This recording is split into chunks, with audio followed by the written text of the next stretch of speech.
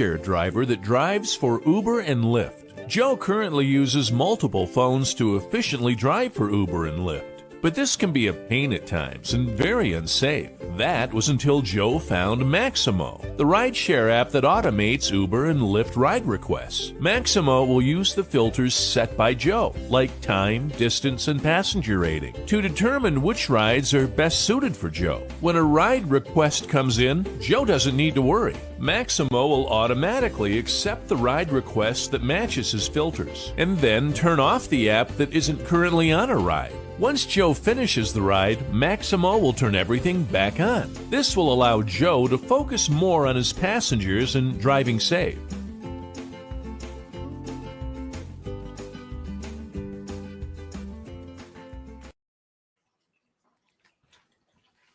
Hey, what's up, everybody? I'm seeing that there's 9 people here, but I'm not seeing anybody in the chat yet. So let me go ahead and introduce. Well, you already know them, Lou and Mary, the Long Island Dash Experience, and I don't know. We were doing this. We're trying to do this once a month Tuesday thing, and this time just in the notes. I haven't done anything with it, but I'm just trying to play with the name. And I called it the Rodeo Experience. I don't know. I was trying to use your name, my name. I like it. Yes. And not put rideshare in it. And hey, Mac, what's up? How are you? I like it. And so how are you guys? How are you guys doing? Doing great. We've been busy. Been very busy. It's Yeah. end of the school year, so our girls just finished high school. Today was the last day. Yep. Graduation and prom are next week, so a lot of things happening. Yep. Plus, we're still working. Yeah, and we've been grinding the gig apps more too. Yep.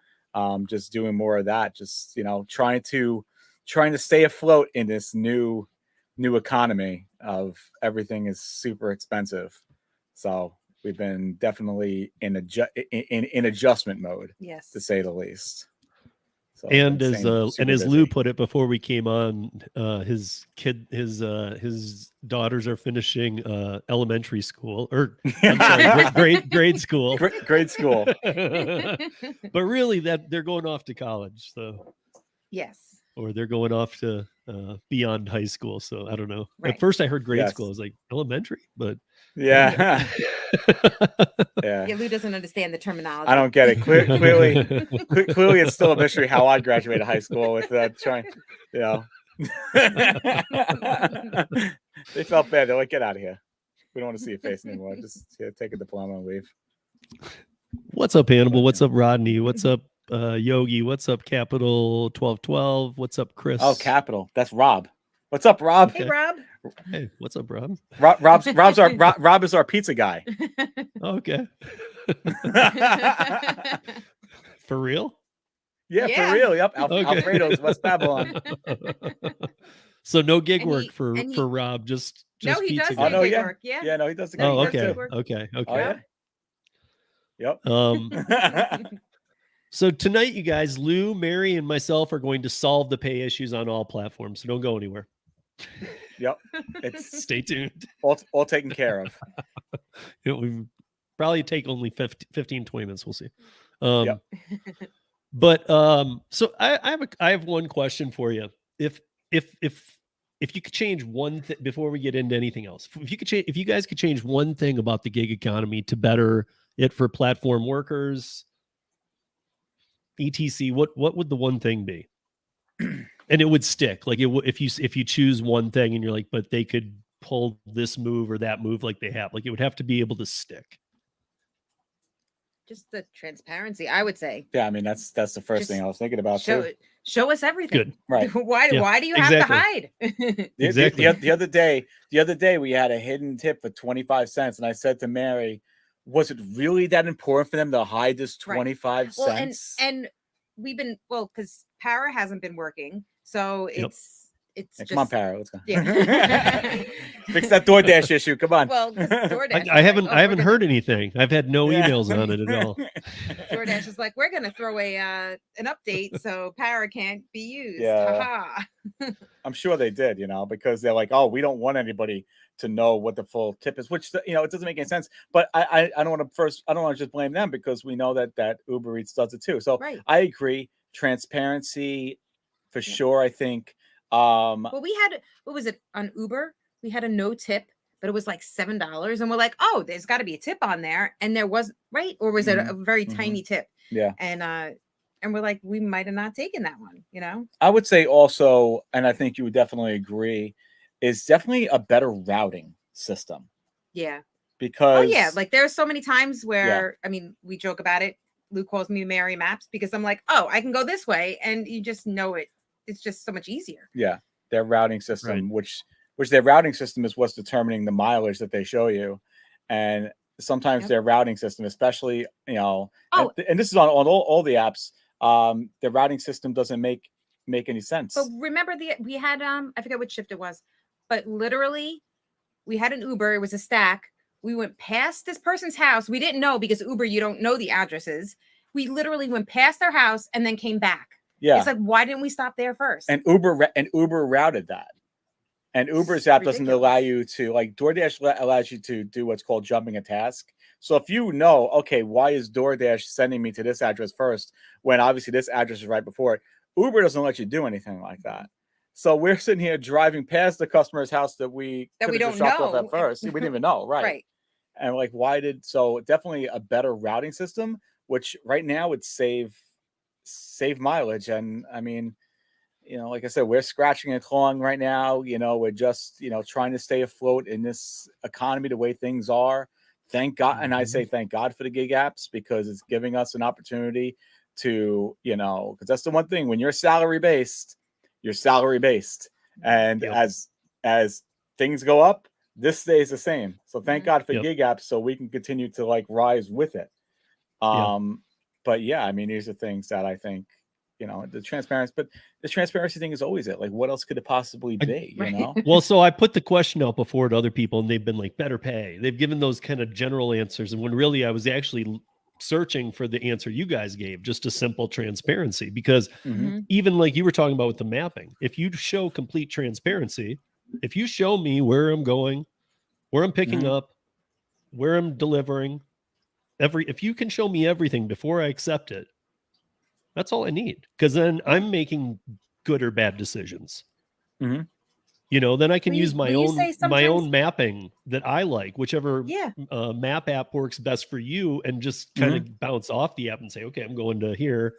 Or just know how to get there or whatever, like you guys do. Like, instead of like getting confused by the app, just be completely transparent. And the reason I was asking that last time, why I did it this time, is because I bring that around a little bit to Solo, which I'm trying to help build up right now, because Solo is an amazing tool. I know you guys have downloaded it. I emailed your questions off. I'm still in that early phase where they're learning how much I'm going to bombard their email. Yeah, you know. Well, like, don't worry. Everything I find, I'll bother you with it. So you can tell them. Do, because and I send it all to them, and I try and do it, like I try and gather it all and send it all in like blocks at least. You know, like, okay, here. You know, like I don't try and send 100 emails a day, but I think a lot of people who work with me realize, because it goes beyond just a plug and whatnot, I help their marketing team, and they realize that it's good to have somebody on the ground who talks to all these gig workers, who can come back to them, give them true feedback. So it's more than just these plugs. I actually sit in on a lot of the meetings with, you know, that's why I only work with companies I believe in. That's why I honestly think Solo is a tool you should all have. You know, there's an arsenal of tools coming out, and I think that Solo is a big one. I think that the fact that they're able to tell you in the markets where they are active, you know, how much you can earn in each hour block. And if you don't, on the ones you're on, then, you know, then they pay the difference. Yeah. So what's going to be up with that though? Because that's almost like an app version of, like, you know, of Prop 22 in a way, right? Where it's like, you know, but it's almost like an app version, except it's coming from them. But it's right. It's strategically to avoid Prop 22s. But what's gonna happen though? Because that was one thing I didn't understand yet, and we don't have it yet here. And I want to I want to push it on the channel, but I can't push it on the channel until I see everything's working. Yep. Because I want to then get it active over here for that, you know, for that to be in effect over here on Long Island. but hey, how would that work with the different apps? Are they doing the same idea as Prop 22 or something? How does that work? They're fighting as hard as many of us to stay independent contractors. And one of the really cool things that they do is they are working with the cities for logistical mapping of traffic and where it's heavy and what's going on and this and that. So they're data sharing that, but they're doing it anonymously. So when they put each users into the pool, you're not specifically being targeted for anything. Your data is just being used anonymously of where you went, this, that, and the other, so that they can offer these. And then they change the amounts, but the city ends up helping finance, like Seattle ended up. That's where they started, ended up helping finance pretty much all of the startup stuff because they were like, yeah, like let's avoid this kind of stuff. Now Seattle's going to actually have to deal with that kind of stuff with this new legislation they got. But yeah, it's to keep it out of the government's hands, and keep us independent. Because I mean, you can look at California and say, well, Prop 22 keeps them independent. Yeah, I think we've even talked about this for now, but it's not going to be. But what about the plan? The plan is to be multi-apping though. Yeah, you can't. Doesn't it make you have to just pick one with solo? Oh, with solo. So if you're looking at each hour block, it would have you guys haven't been able to see this yet, but I've seen from the back side. I need to start getting the images from them, asking if I can put them up. But so it'll say you plug in the apps you use. You don't have to, this isn't about signing up for new apps. So if you just put in the ones you use, you plug them in, and it'll put up every hour what you'll earn on that platform. So if you work that hour on that platform, that's how much you make. And if you don't, they pay the difference. But is it looking at time on how's it working? Because if we're multi-apping and we're using this app, how does the guarantee work when we're multi-apping and I do I do one DoorDash and we do an Instacart that hour? So how is that even going to work? Yeah, I actually have talked to them about this, and I'm going to say this, but I might go back and revisit this question a little bit. But what it does is it takes from let's say you were saying which one's DoorDash and which, and Instacart, just as an example, two totally different. Well, things, yeah, the Instacart one's hard because it's more like hour shops. But okay, let's say that you could get an Instacart done. It's only a couple items in a half hour, and then the DoorDash was going to take you a half hour, so we can do it just easy. So they would if you were doing it because you're hey, I want to get that Instacart pay that Solo is showing, and you do a half hour, you would get half of that. Then you would get half of the other side of whatever they were offering that you decided not to take. So it's let's say it took 45 minutes to do Instacart and 15 to do the DoorDash. Again, I don't know if there's a fifth. I mean, sometimes, but let's say that's possible. Then you would get a quarter of the DoorDash, 3/4 of the Instacart. So it takes into effect what apps you're doing in that hour. Yeah. I think it's definitely very tricky though. Because I'm thinking for example, with me, with Grubhub, especially with Grubhub, well, all of them are DoorDash.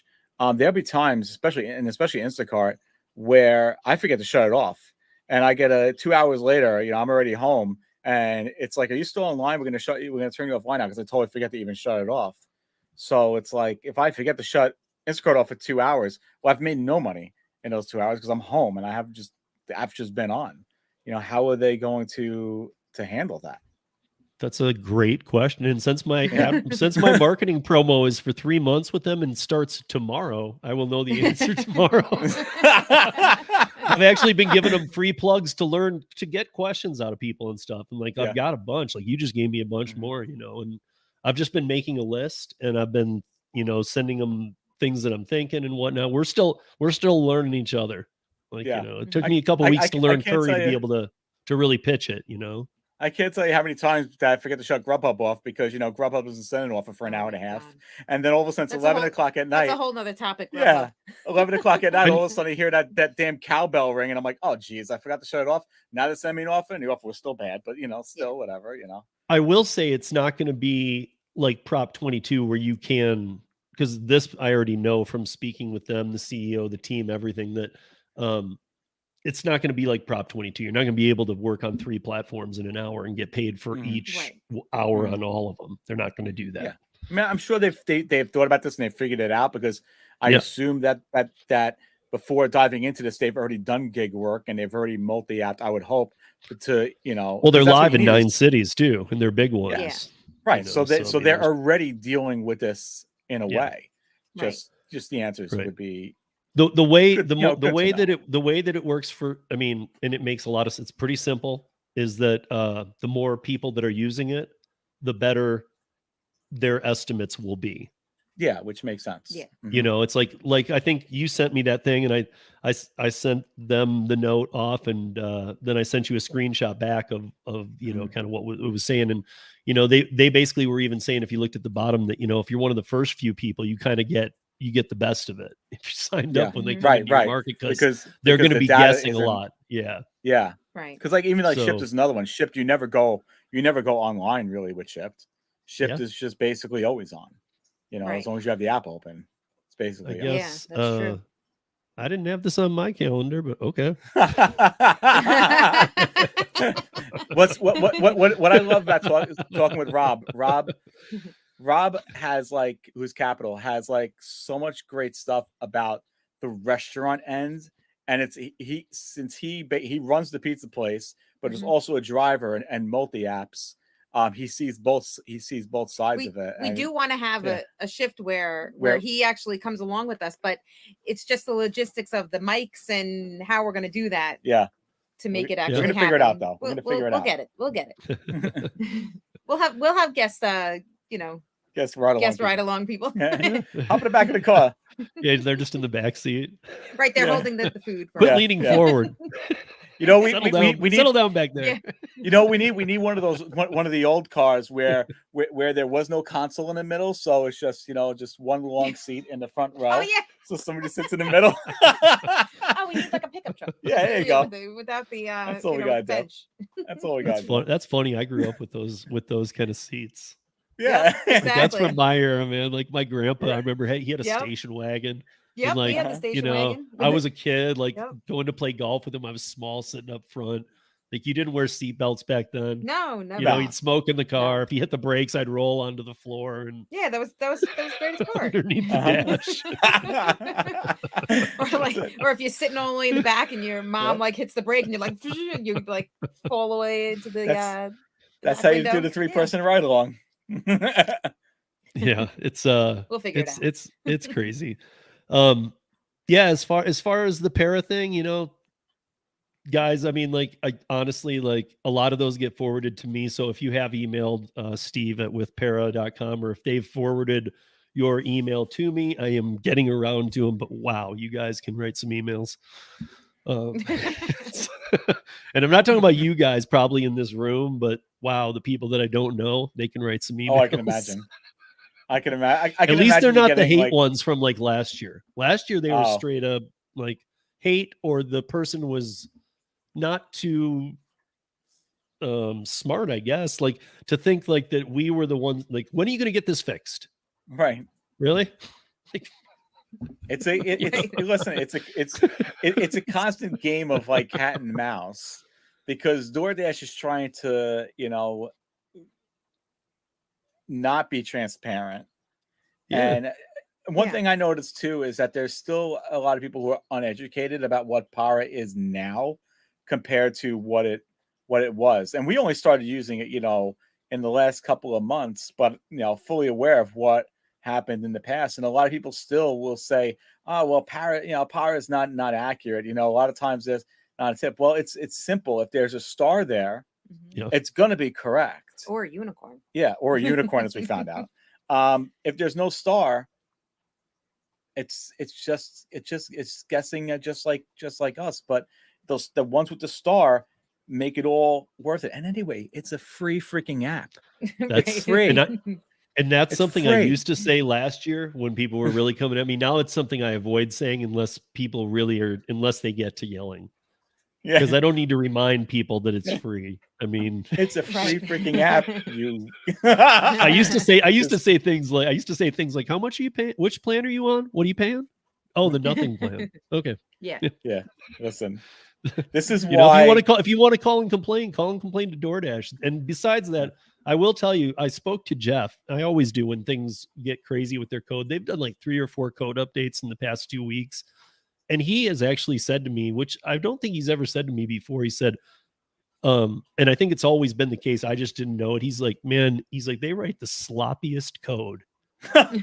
So not only is it him having to decipher it, he's actually called it the sloppiest code. He's like, this is just a mess and a nightmare to try and even figure out what. Yeah, pretty much. Like, I think when he says sloppy code, he means like excess stuff that's not needed in there. And this is like right. It's like got over 1 million users. Like, it's kind of important that your code's clean. Well, I mean, Door of all the apps, DoorDash is the one that goes, and I'm not saying anything new. Nobody knows. DoorDash has the most glitches. It goes down the most. I can't tell you how many times I have to shut the app off and restart it just to finish an order. It's embarrassing when you're sitting out there trying to take a picture and all of a sudden the camera's not working and the guy who's afraid to like come out of his door, so he's staring at you out his window and you're standing over there because their app isn't working. It's their app by far is the most glitchiest of and the apps. Unsafest, because you have to give a reason, which they brought Why did they back. Bring that back. Why they finally got rid of the reasons, and to make it safer for drivers, and they brought back the reasons. Right. And this is one complaint I have about all of the apps, and Uber too. I don't have it that much about Grubhub because Grubhub doesn't send enough orders for me to even have a complaint about this. Here's another thing. Going back to the question of what the apps need to add, they need to have some kind of a motion tracker on it, so they stop sending you orders while you're moving. Because especially when you're moving and you are getting close to your destination and it's dark out and you're looking at houses to try and find houses, I don't need Uber or DoorDash all of a sudden flashing new orders my way. They should while I'm already trying to figure out where I am. Right. And God forbid I run over a freaking kid. What they should do is, if you've picked up the order, don't give you another order until you've completed it. If you haven't gotten the other order, okay, add it in. Right. But if you're on the delivery, don't add anything else. It's just so dangerous. Yeah. It's so dangerous. Same thing used to happen to me all the time on Rideshare. And you just did it the other day. You accepted an offer. You're like, I was just completing it, and it made me accept. Yep. I never did I should have really done a deep study, but I wonder if like those were some of my lesser offers too. Like when I was doing a lot of Rideshare, and I would see the next one come up and I'm driving. I'm like, dude, this is the worst time for you to do this. And I can't assess, just whatever, fine. Right. Like if I'm going to the airport, it's like a blank, like, okay, I'll just grab it. Like, because I don't know, because I'm going to need a ride out of the airport. And if it's just a turnaround, so I don't have to go to the lot, okay. And then sometimes you get over there and, you're just taking somebody to the hotels like on 3 miles away from the turnaround is just to pick up somebody, take them 3 miles back out of the airport to the hotel row and then go back to the lot. So it's like, it really wastes a lot of your time if you have to do something like that. Yeah. And in that kind of scenario, I'd rather just go right to the lot, It really makes you wonder if they really, really care about the safety of the drivers. Because if they did, then these features would not be in there. But no, they're just trying to pump out these orders. They don't care if now you're taking your eyes off of the road while you're driving, or like I said, God forbid, you're in a neighborhood where you never know what's going to come running out into the street. God forbid a kid comes running out into the street, and you are sitting here, and then what are you supposed to do? And that's the other thing is, what makes it worse is just similar to like the rideshare, like you mentioned, especially Uber. It's 9 out of 10 times, it's a really bad offer that you would never accept. So now you're taking my eyes off of the road. You're distracting me, because it's impossible not to get distracted. You could say, I'm not going to look at it. I'm going to be disciplined. I'm going to look. It's impossible to not be distracted by it. Yeah. So you know what? I'm changing my answer. That's what I want. Transparency is number 2. Safety number 1, because I don't want to get into a car accident. I don't want to accidentally kill somebody. I don't want to accidentally kill myself for freaking food delivery. So that's what I want. Better. And for any of you any of you listening right now in the chat and wondering, maybe it's in the code or something why they couldn't know, that's just not true. They could figure out in the code that Lou is on a trip or Lou and Mary are on a ride and pass it to the next closest person without bothering them. That is code that they could write easy. They have enough people. That is not something that couldn't be put in there. So it's literally that I think they've just started backing away. Like even if they hire people in, not gig workers, but people that actually are going to be hired into the company, I think they just tell, like, if this kind of question were presented, my only take can be that they literally tell the people, listen, they're independent contractors, leave it up to them. We can't get involved. You see this Prop 22, AB5, see all this stuff. This is why we can't do this. And I think they almost brainwash their own new employees to be like, oh, okay, so we're not supposed to care about their safety. Correct. Yeah. Let them care about their safety. They're independent contractors. Yeah. We'll just keep on throwing. But they'll say, oh, we do care about your safety because you're not allowed to take a picture unless you're stopped for Uber. Right. That's another spoiler alert for Tuesday's video. That's actually in Tuesday's video, which I'm editing now, is the fact that Uber, they make you take the picture every once in a while, to verify it's you, but you can't do it while you're driving. It says you have to be stopped, right? Before you take a picture of yourself. Right. But yet we can pound, and it seems like but once you're logged in, and it seems like okay. It seems like more than ever. In fact, in the next video, I go over this because it kept on happening. It seems like more than ever when you're close to a drop off, Uber is like turbo button firing those really crappy offers your way, and somebody just said that I don't remember what it was. I can't. Any faraway glasses, I can't see. Was it this? Yeah, it's all right. Yeah, everyone agrees. It's terrible. Was it this? Yeah, who's the co-pilot? Yeah. When you're doing it as two, it's not so bad. Right. When you're doing it as two, it's not so bad. It's still frustrating. He gets so mad. I get frustrated, but I also, like I said, we've pumped up the volume. We're going out 5 days a week now. We go out 3 days a week together. I'm going out 2 days a week by myself. And Mary is a much better driver than me. And Mary's a much better night driver than me. So I have to be even more extra careful because, I can't, but goes off. You're going to look. It's just impossible not to look. Yeah. It's impossible. You guys weren't doing it back when I started. And I've talked to Gary Middleton about this. Like originally the app, like Uber Rideshare used to flash at you. Oh my God. Oh gosh. So like when you were doing rideshare, it'd be like bling, bling, bling, and you're driving. You're like, dude, stop. You have a seizure while you're driving. Thank you. And there was no way to adjust that. There was no way to go, listen, right. I don't need. Yeah, exactly. I don't need that seizure effect or whatever it is. Right. Yeah. That off. I seem to remember that from being a passenger in Ubers. But what feature did it have? And you're like, oh, we need to change this. It was something. The speaking feature, the voice feature, something, which is super annoying whenever you have their voice feature on, because it just constantly repeats itself over and over and over again. Like if you're going somewhere, it's like, take a ride, head to Wendy's, phone out the window. Right. Yeah, here's Wendy's. You can go there. I'm driving home. So while we're on DoorDash and how bad they are, what I know, Lou, you brought this up to me before, but earlier today, and I actually we tried to talk about this a little bit yesterday, but these DoorDash new features, rating items, like what is this? I mean, what is it supposed to be Yelp now? The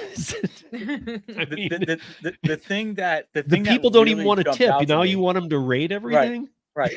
Well, but that's the thing is people will rate. People will complain. See, here's the one issue with that. Now, I do think that some people will leave good comments, but most people like to complain. Like if you ever go on Amazon, I love reviewing and taking a look at stuff before buying it. And you see a lot of times more bad reviews than good reviews because more people want to complain than they want to do to have a good review on something. The thing that really struck me with the whole rating system is the top 10. The top 10 restaurants, the top 10 quickest restaurants, because what's going to happen now if you're in the DoorDash app, you want something quick, or you want something, that's getting good ratings, one of the top 10. Well, now those 10 restaurants are in your face. But what, again, DoorDash is not thinking about are those restaurants. Right now, they're going to be inundated with Yep. customers. All of a sudden, they're not going to be in our top 10 yeah. anymore. No, they're going to be slow and because they don't have the workers. Yeah. And this is what's going to happen with it. I'm okay with a rating system. I think with food, I think for the most part, people know what they want, for the most part. If you're going and dining out, you're going to look at Yelp or something like that. But from ordering on an app, I don't think you're going into that much research. Right, because you know what you want. You're going to go on there. Oh, I want McDonald's, or yeah. You're not going to go on there. I was wondering if it was more like a sneaky attack to try and get like at how what did it arrive cold? You know what I mean? Like, yeah, I don't need you to rate McDonald's food. Everybody knows what McDonald's food is. Well, there's also a huge disconnect, because it's becoming more and more clear to me. And I'm really learning. I really learned about this a lot when doing my poker stream a couple of weeks back, and talking to them, unknowledgeable. They all, I mean, so many people order now, but so many people are so unknowledgeable about what people, how it works, how they're not DoorDash employees, that these are independent contractors. One person commented on our last video, and said after watching us, she's a customer, does not drive at all, but after watching us, she's going to start tipping more, because she always thought that all the fees and everything go to the driver. So nobody knows this. So on the other hand, they don't know, why sometimes food is missing. I had a Chipotle customer last week. Oh, I have the wrong order. Well, this particular Chipotle bag, I got the Chipotle, and I thought it was weird because it had the right name and it said bag 104. And I said to the person, wasn't it Taco Bell? No, this was Chipotle. Oh, okay. This was the shift I went on my own. Oh, okay. And the bag said 104. So I asked the Chipotle employee, and I said, "Are you sure this is the right order? Because it's 104, or are there more bags?" And she goes, "No, that's the right order." And I looked to see what they ordered, and they didn't order that much food. And they ordered a couple of Mexican Cokes, which are glass bottles, and I felt a couple of glass bottles in there. Name was correct. Employee told me it was correct. All right, here we go. Fine, I'll deliver it. I go to deliver it, and then 10 minutes later, I get the message, "Oh, you gave me the wrong order. This is the wrong order." So I'm like, well, okay, that's the restaurant.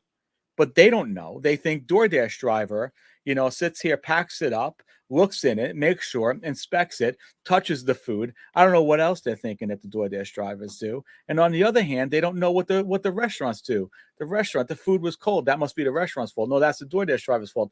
They have no idea who's at fault. They don't know who works for who. Mm-hmm. They have no idea what this is. All they know is that they're on an app that they have on their phone. They're paying fees. They're paying tips. They're paying 1.5x or 2x more of the value of the food than if they actually went to the restaurant. And they don't know who to blame. So how are they going to do a rating system when they don't even know what they're rating? Right. And I was just thinking when you were saying that too, that maybe some of these people, because I always start to assume that some people are more and more catching on that we don't get all that money. You know what I mean? Mm-hmm. That's not all ours. I'm sure some are ex-drivers, some are drivers who still do it, and they already know. And then I'm sure more people are starting to know. But I started wondering if, like, when you were saying that, if people ever get to wondering, like, well, yeah, he's a DoorDash driver, but he brought me Chipotle. He works for Chipotle too. Mm-hmm. Like, as if you're going right back to Chipotle. Right. Like they're outsourcing somehow to the Chipotle that has its own drivers. Right. Yeah. And so like, hey, let's get him back over here to fix this. Like, that's not how it works, man. I'm already 20 miles away from you. That's what happened. That happened to us the other night with Taco Bell too. Yeah. Is the employee gave me the wrong order. And this was partially my fault. I did not check the bag. I saw like the beginning of the name and it looked right. And I was like, all right. And then he calls, and I was already like, that particular night, I was just kind of emotionally checked out. And we were already like halfway. Yeah, gone, and I was like- just like, my first response from here, another spoiler for a future video. My response to him was, because I was just done. My response to him was, well, was it more food? Because then just eat it, you know. Bonus. Yeah, but then I was just like, whatever at this point. But I was like, Yeah. yeah, you just gotta call DoorDash support. They'll give you money back. And then we actually know the girl that works at Taco Bell. Yeah. So Lou actually contacted her, and she's like, "Yeah, I had to redo the order." I was like, whoops. But I was like, Yeah, whatever, I just mean- contact, it's DoorDash. I'm not going back to Taco Bell for you. I'm sorry, not for the Right. $6 order. Right. Right, And and that with all happened the to us and with over all the the drivers summer. out there, they should be able to do that kind of stuff. And I mean, if they can run it however they want, I've come up with ideas on how to do refunds. I think that recording people would be a big stop people who are trying to fake all these claims and get stuff for Mhm. free. Mhm. Yeah. Because I think the word record scares them off. I think that, you know, at the really heavy, like Five Guys and things like that, they need to have a staff member who is doing something but could also handle, or one specifically during high traffic times to expedite food. Mhm. You know, Mhm. making sure that like kind of matching it up, like, yep. And it's been Yeah. like, you're not going, man, is the right stuff in this bag? Mhm. I hope it But- is, but- because but- I'm just doing my I mean, are job, they- you know. Are they doing this to crack down on like the bad door dashers and things? Because what was it? Oh, was it Uber that Alyssa had her food stolen? Our Yeah. daughter had her food stolen from a driver. So are they cracking down? You know, on Maybe these they're people wanting that to are maybe they're stealing? wanting to start and get feedback on the ones that they're often refunding. You know what I mean? Like, Right. gosh, we keep refunding this stupid store or this stupid restaurant. What's going on Mhm. over there? Let's Mhm. get some Right, and feedback on this. right. Is it connected to the dasher or is it just the Right. store? But I think there's also a lot more to this as well, and I've been thinking a lot about this. Is daytime versus nighttime, and especially now with such a huge employee shortage. The competency of the workers. The workers are doing too much. They're helping too many people. They got to deal with in customer. They got to deal with apps, especially fast food places. You know, I've stopped being so hard on fast food places, except for Popeyes. And it's, What about Wendy's?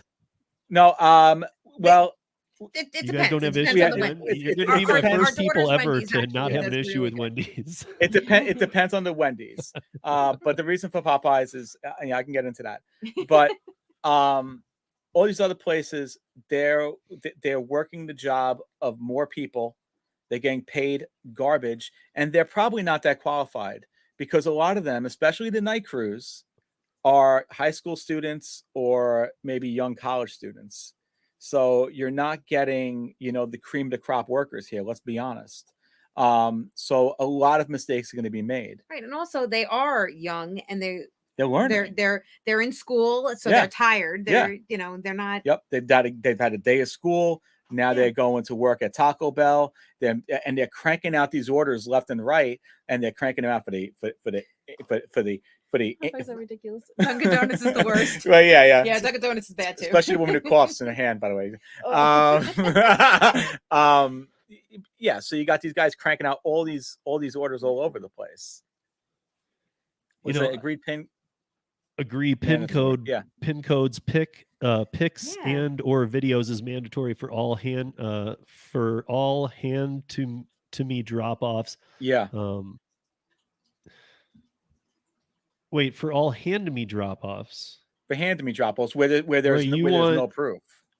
Agree pin codes, pics, and or I was saying before how I think that, first of all, why'd we ever go to this stupid system of throw it in the dirt? I call it. Because hey man, it's just my dinner. Just throw in the dirt, man. I don't care. Yeah. Like never during the pandemic did Europe ever do that. They didn't even have that option. It was still hand it to you, even at their height. And they treated the pandemic much more seriously than we did. Right. Mm-hmm. And yet they were still like realized, hey, this is somebody's food. Don't throw it in the dirt. Right. Yeah. They just said no. And that was never even an option. Hand it to me. And they don't have a lot of these same issues. They don't have all these, having to do refunds for people and all this, that, and the Yeah. other, Mhm. because they stuck with that. I think when we got away from that and then went back to it, it allowed too much of a problem. I mean, I don't see why it can't just be like 30 seconds and that we Yeah. go back to, it's not a choice. It is handed to you. It's your dinner, man. Mhm. If you don't want it handed to you, tough. Put a mask on or something. It's amazing because the people here, it's like they're scared to death. I mean, I can't tell you how many times it drives me insane when you're walking up. This happened to me the other day, and I was so pissed when I got back to the car. Oh, You remember the guy kid- the person from McDonald's gave him McDonald's. Mhm. It was a leave at door, but then he opens up his door because I guess he was going to go bring out garbage, and he saw me walking towards him. He walked back in the house. So I was like, okay, he's coming. He's putting down the garbage real quick to grab McDonald's. And the screen door was still open. So, I mean, I could see inside his house. And he just Right. never came back. And I'm like still doing the picture. And I was like so frustrated. I'm like, what? Like, do I have cooties? Right. Just freaking like. Or the one guy that it was all, first of all, no light. So it Lou's like Rob knows this guy. has his life in his hands. Rob knows this guy too. Oh, does he really? He's delivered to him. Yeah. Walking up to his house, the guy walks past, and you see the shadow of him walk past, and he's standing there at the door, and Yeah. Lou's And he's there in the dark, like. And these people do it. They do it all the time. And then why? A lot of times they go to turn the light on so they can see the food Yeah. when they go. But what about the poor DoorDash driver or Uber driver that's gonna trip and fall on your property? Yeah, I mean, it's a joke. So where's the problem? Where's why is this? People are so, and that's the funny thing about it, right? Because here, we're definitely very relaxed now. Okay, COVID, like it's almost like COVID doesn't exist here anymore, Mhm. right? Right. Nobody's really thinking about it anymore. You know, like I always said, once these other problems started happening, once gas prices started going up, COVID didn't exist anymore. Yeah. COVID went away because that wasn't the leading news anymore. But Right. people are so frightened still, even though they don't mind going out, they don't mind coughing in their hands and then shaking somebody's hand. You know, they don't care about that. But when Lou, the DoorDash driver, who's clearly the most evil person in the world, I'm delivering your food, by the way, that you're about to put in your mouth. All right. But yet you can't open the door. You can't turn the light on for me. You know, you can't have human contact with me because clearly I must smell bad or something. I don't know. You know, so it's like it just bothers me. And you're right. Leaving a pizza on the floor to me is the biggest sin of all. Biggest sin of all.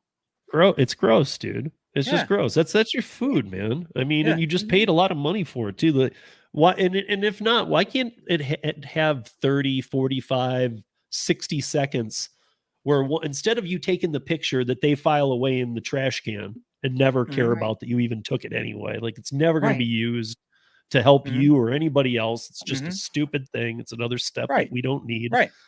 But once you Definitely do something like, okay, I've dropped it. Why can't they have 60 seconds to come out and grab the food, open the bag, make sure it's what they ordered? If they didn't, then DoorDash, and I know this might sound high to everybody right now, but why can't they say, oh, this is the wrong order? You're still there, and you get a $10 fee to go refund it or go take it back to the restaurant. We had that last summer. We had I was going to say patient because I deal with patients. Mary all always day. says patience. And so she came running back to the car. We were turning around, and she's like, you have the wrong order. And it was a Cold Stone, I think, right? Yeah, it's Cold Stone. Yeah. We were like, all right, we'll go back. And we went back, we got her, and she gave us some more tip. Yeah, she gave because it. we, you know, but I'm talking about the that. platforms paying more. Like the platform, that would be instead of these reviews and stuff, like let's review these. Like, you know, you're not a review company. You're barely a middleman. Okay, at best. Like, so settle down there, DoorDash. Yeah. Like, you know, like why can't it be? Oh, okay, we screwed up. $8 and you don't have to wait for the next remake to be made. They already send another dasher to go get it. Right. I would even be okay with this, and we talked about this scenario with the Taco Bell the other day. Is you drop it off, you haven't had a chance to leave yet, just or similar to that. Customer says, "Oh, this is the wrong order." Contact DoorDash support, pay me to go and get the right order and bring it back to him. Then that's not an issue. But to expect or think that, and again, the customers, this is a big disconnect because the customers, again, don't understand how this works. Right. They think now, that the driver is a douchebag because he won't go and get the right order, but he doesn't realize that we're not working for free. But if there was something set up where, like, okay, I gave the guy the wrong order, what's the compensation or whatever to go and get it and bring, even if it's not, whatever, obviously it's not going to be as much as the original order was, but it's something because you're not going to do it for free. You're still getting that original order. They're not going to take away that order. Because we can understand, and I think a lot of us can understand from a customer standpoint, it really sucks when you're waiting a half an hour and then you get your wrong food and you're freaking hungry at that point. That sucks. You want to eat a child. And I always feel bad when I find out that the wrong order was delivered to the customer, because we know what it's like to be on that. You open up the bag and everybody's food there except for like little Jimmy, and now little Jimmy is crying. Now, like, I can't tell you how many times I've opened up the bag and now I've gone back to the store to go and get the food. So, but they don't have they don't care. They just don't care. That's the problem. They don't care about any. And you don't care about and this is what the rating system is doing. It just shows how much they don't care about the customer. They don't care about the drivers, and they don't care about the restaurants. True. But yet those are the three that they need to operate, and they don't care about any of them. They just care that the wheel is just moving in some way, that at the end of the day, the pockets are getting bigger, and that's it. And all the platforms are that way, and we're just going to keep on feeding it because, well, what else are we going to do at this point for some extra money? What else are you going to, it's a great way still to do it. Even though it's a broken system, it's feeding greedy people. Well, middle class, when you're middle class, it, middle class is like lower class, because you're just grinding and fighting and scratching and clawing, and you're going to just eat crap to just get by. Yeah. Jimmy didn't get his Happy Meal. Freaking Jimmy. Oh, poor Jimmy. It's always Jimmy, Jimmy or Joey. Actually, our son is Jimmy. That is true. We don't call him Jimmy. Yeah, no, we don't call him. He's Jamesy. He's Jamesy. Yeah, I mean, I don't know if it's interaction. I mean, I don't know if it's that the people over in the UK are just generally nicer. I don't. Or they respect other human beings. They respect human life more than we do. I don't know what it is. Yeah, probably. But somehow they don't have the case. This isn't a big issue over there. They don't have a lot of returns or wrong orders. The restaurants treat it very like you're the customer there in the restaurant. This is the right order. Right. Like they don't have all these issues that we have. It's and I think it all starts with things that we do. Like, oh, that's okay. The pandemic, just throw it in the dirt. But it's interesting too. Like you say that, and I always feel like that restaurants don't look at the drivers as the customer, but restaurants look at drivers as almost like this bottom,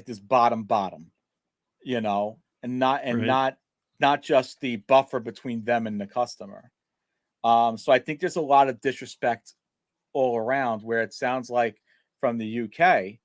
And I haven't had a chance to watch a lot of her videos who you've had on Atlanta drivers, but Atlanta Delivers. Atlanta There's a Delivers, couple others too. There's Gig Guy Grant, a couple others too that all. Yeah, and I'm sure it's like watching a whole different world.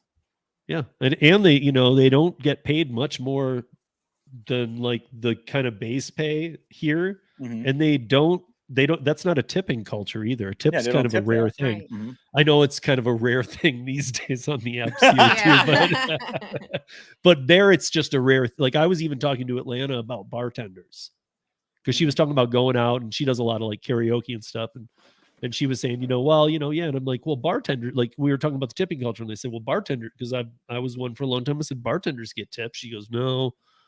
I'm like, you don't tip a bartender. She's like, I do if I've been there all night. She's like, but other people don't. She's like, most people don't tip a bartender here. Yeah, because it's just not part of the culture. Yeah. Just it's like we dealt with in Turkey, Mm-hmm. where it was like it's almost as if when we were in Turkey, it was almost as an insult. Yeah, definitely it was. If you tip, Mm-hmm. you know. So it's interesting. It's interesting, but here we're expected to get to, and I think tipping. I'm for tipping. I'm for tipping. I'm for if you giving somebody extra money because I know they're not really making a lot of money, because if you are on tips. Just for example, when I go, even now, big thing now is when you go into fast food places or other places, when you do the machine, the machine asks you if you want to tip on the credit card machine. Mm-hmm. And I always tip regardless. I mean, I'm just going and picking up freaking something at the restaurant and I still tip because I know it's going, I know it's going. I asked them, where is this? What's happening with this tip? Is it going into a pool? And generally it goes into a pool. Mm-hmm. But I know then, okay, this is going towards people who are working hard. They're working for tips. So of course I'm going to click, the button and give them a tip, even if I was only in here for 5 seconds. But, I always wonder now about people not tipping. And it seems like I get the fact that some people aren't tipping because they can't afford it.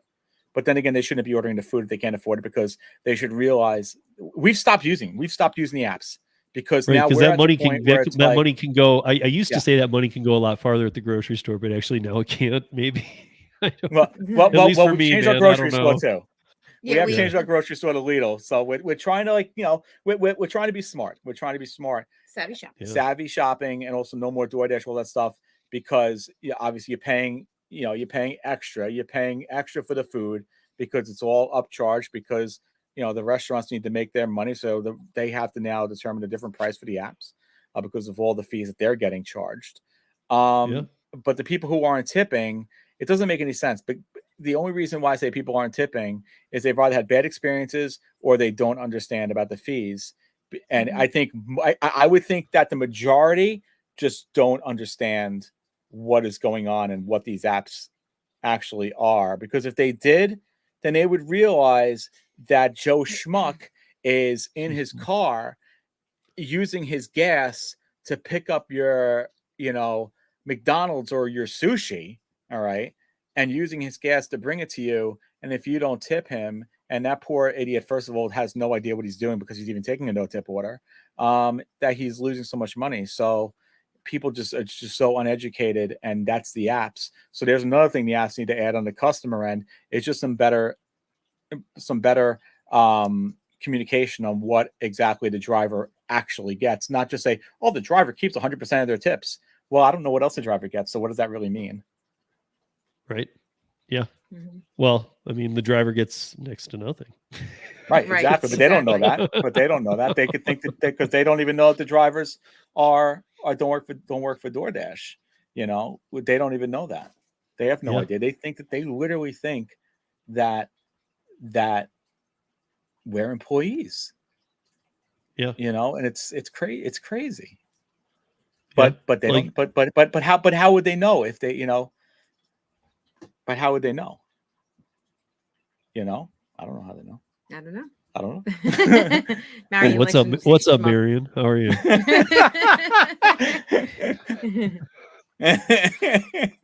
She's from Chicago, so she's right. See, Rob turned me on to Schmuck DoorDash drivers, by the way, because he said that. So he's also a Schmuck DoorDash driver. So was it us talking about ghost kitchens? Or I mentioned, I mentioned to you that we've picked up. We have one place by us, a big place for ghost kitchens, but we have a few of them over here. Yeah, actually. Are they? And we have friendlies for Mr. Beast Burgers, which we've actually picked up a couple times in the last couple shifts. Yeah, which is a ghost kitchen as well.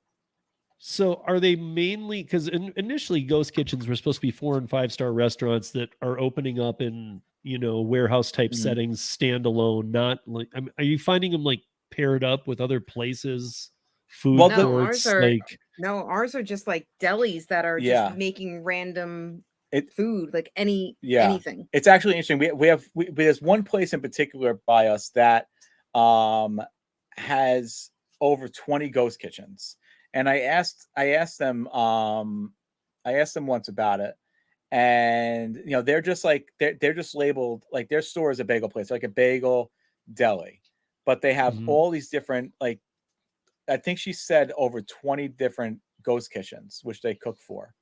So they pretty much make anything. And you And know your food is fresh because they don't know what their yeah, what order is coming in. right. They the woman who runs the place said to me that this is something that I guess she got from being in California, and she started it during the pandemic. We have a strip club that has 2 ghost kitchens. That has to, boy, that's gonna be interesting. If that ever happens over here, can I bring the GoPro in? Mac is out in Mac's out in Portland too, so that's just weird. Are you going to That's care just if I have to weird. go into a strip club? Well, you had to drop off at a strip to club. go- Didn't you drop off at a strip club? We did, but the stripper came outside, so it was okay. That's different though. To order I from mean, the strip that's- club's just Yeah, that's nasty, a little. man. I don't know if I would trust that food. You know. By the way, your burger was just involved in a lap dance, but now it's yeah. But yeah, the I think it's interesting. But there was that other one, the one in Amityville. Remember that was a ghost kitchen? But that I don't know. We don't even know what that food was. It was like some bar, and then. Well, there was also the place where the employee had no idea what I was talking about because I told him the name of the restaurant. I told him the name of the restaurant. He's like, "What is this?" And I was like, "Yeah, no, this is a ghost kitchen." He's like, "What's a ghost kitchen?" He didn't even know that that his place had a ghost kitchen.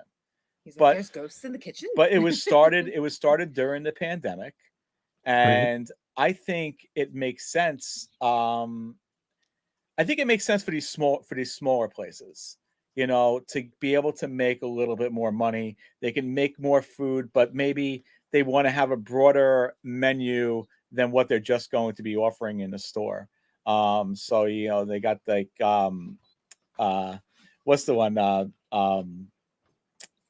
think like the Whiz Cafe one. They got all these different but we love it. We love whenever we get it because we haven't gotten in a while. We haven't gotten in a while because their hours are so weird. But we always know if we don't recognize a restaurant, we look at the address. I'm like, oh, there it is, 1026 Montauk Highway, Copeg. Yep. There they are. It's the ghost kitchen.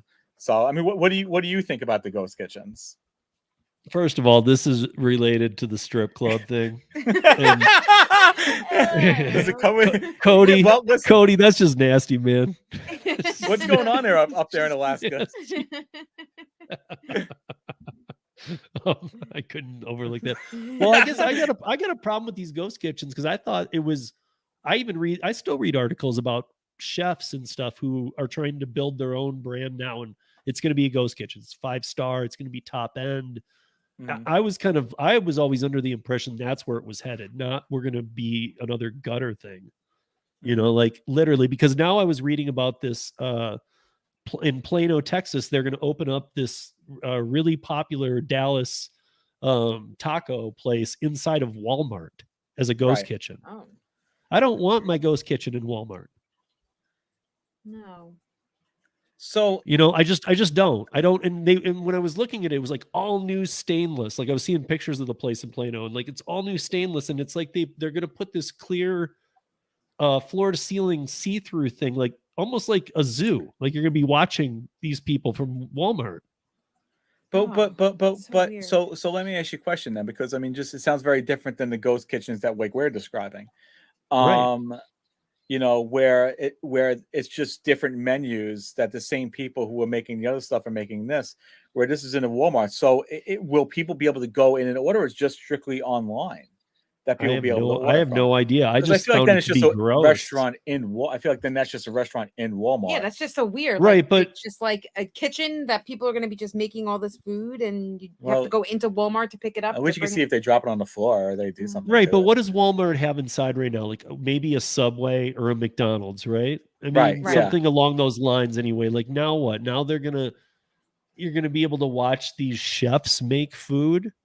I don't care how it's getting to my house. I don't want it from there. I just don't. I just don't want my 4-star meal that's going to cost me extra that I'm really looking forward to enjoying coming from Walmart. I just don't. And they're not going to have a sit down area, so you can actually go in and like. Not that I want to have a 4-star. Well, that I mean, if they do, that would defeat everything about a ghost kitchen. The other Yeah, problem that's with ghost kitchens Right. that I know about is like in DC, they were having a big problem with this. A couple times they have where people are just running it out of their house. Mhm. It's like the In same the- thing as in like back theory, in you the could. day. Yeah, but back in the day when like DoorDash or Grubhub or whatever would just, they probably still do, would just put on restaurants that would literally call them and say, "Take us off your app." Well, You know, like Grubhub we're does that not, for sure. we don't want Oh, any yeah. part of this. We're not Yeah. on here. They're Right. like, that's okay. We'll just keep you on. And no, Mm-hmm. take us off. No, you're good. We'll Yeah. just leave it.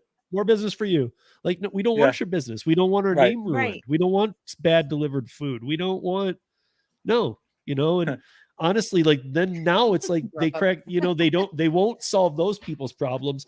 And yet they're letting people run food out of their houses in DC and they just turn cheek to it because there's no health inspection going on. There's no, Right. you know, there's Right. nothing being done at these locations that you don't even know if it's sanitary.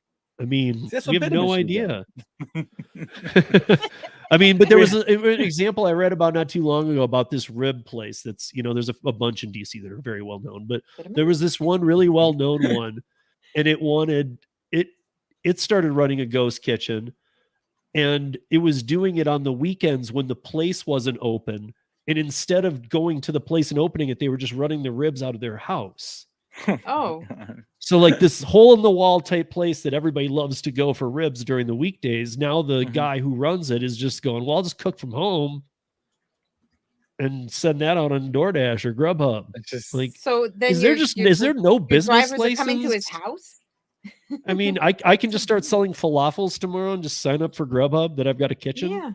I mean, it seems like, I mean, without knowing the logistics, it seems like that's something that in theory you could do. You remember we were joking around about when I picked up the The laundry. when I picked up that person's laundry, and we said, "Oh, you mean?" Mary said, "Oh, you mean I could just make like a peanut butter and jelly sandwich and then have a DoorDash driver come and pick it up? I can start selling peanut butter and jelly sandwiches out of my house, then have DoorDash drivers pick them up, and I can make some money that way." Yeah.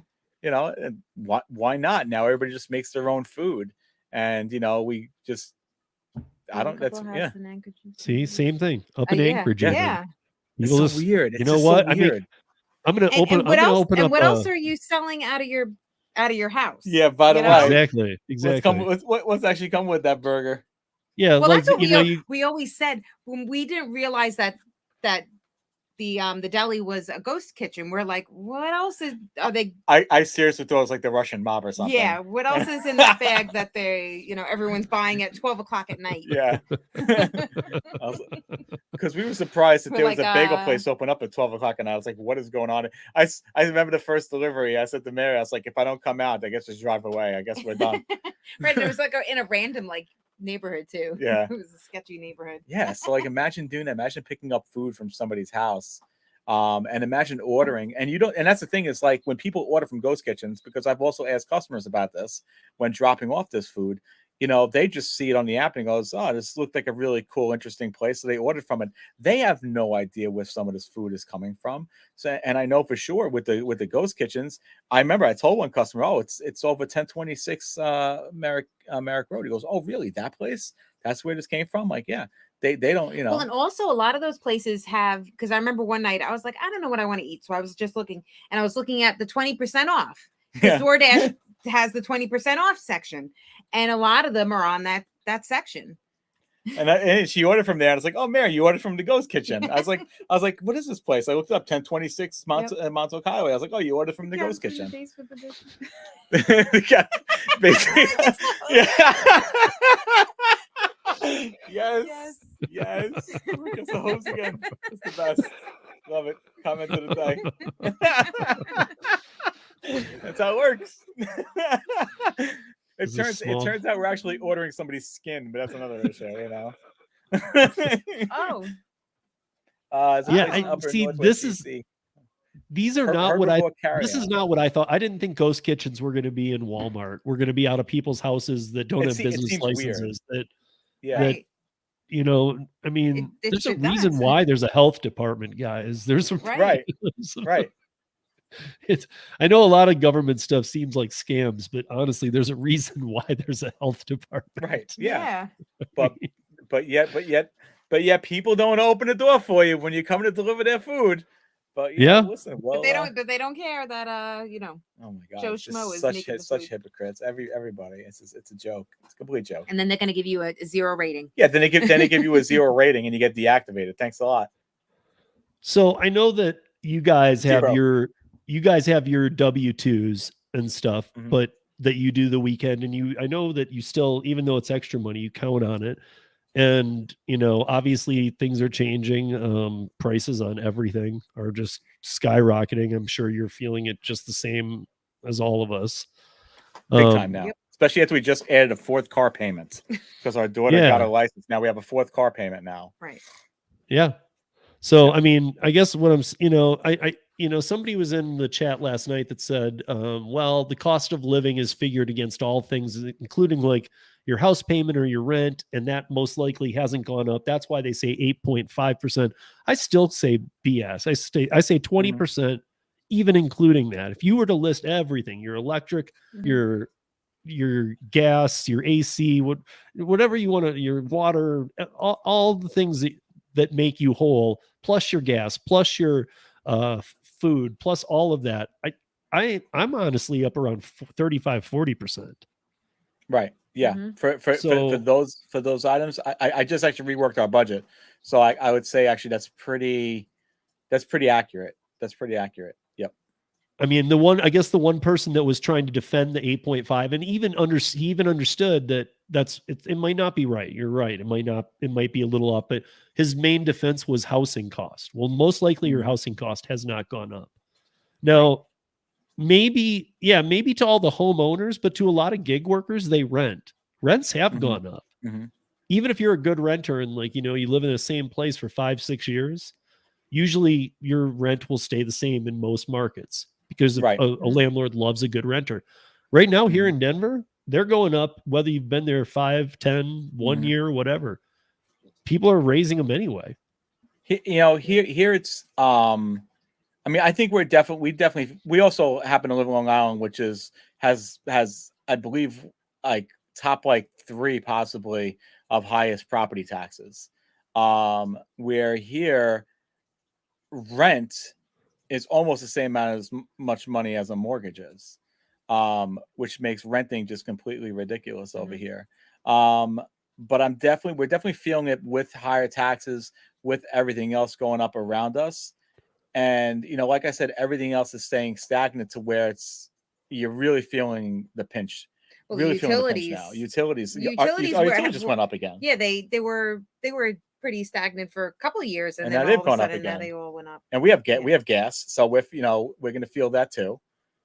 So it's cost of living is going way up, and I really don't see it slowing down anytime soon.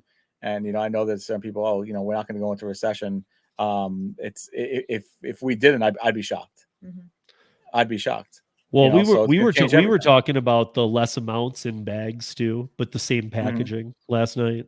If you get a certain bag of chips instead of getting 10.5 ounces, likely the same size bag packed with air now says 8.5.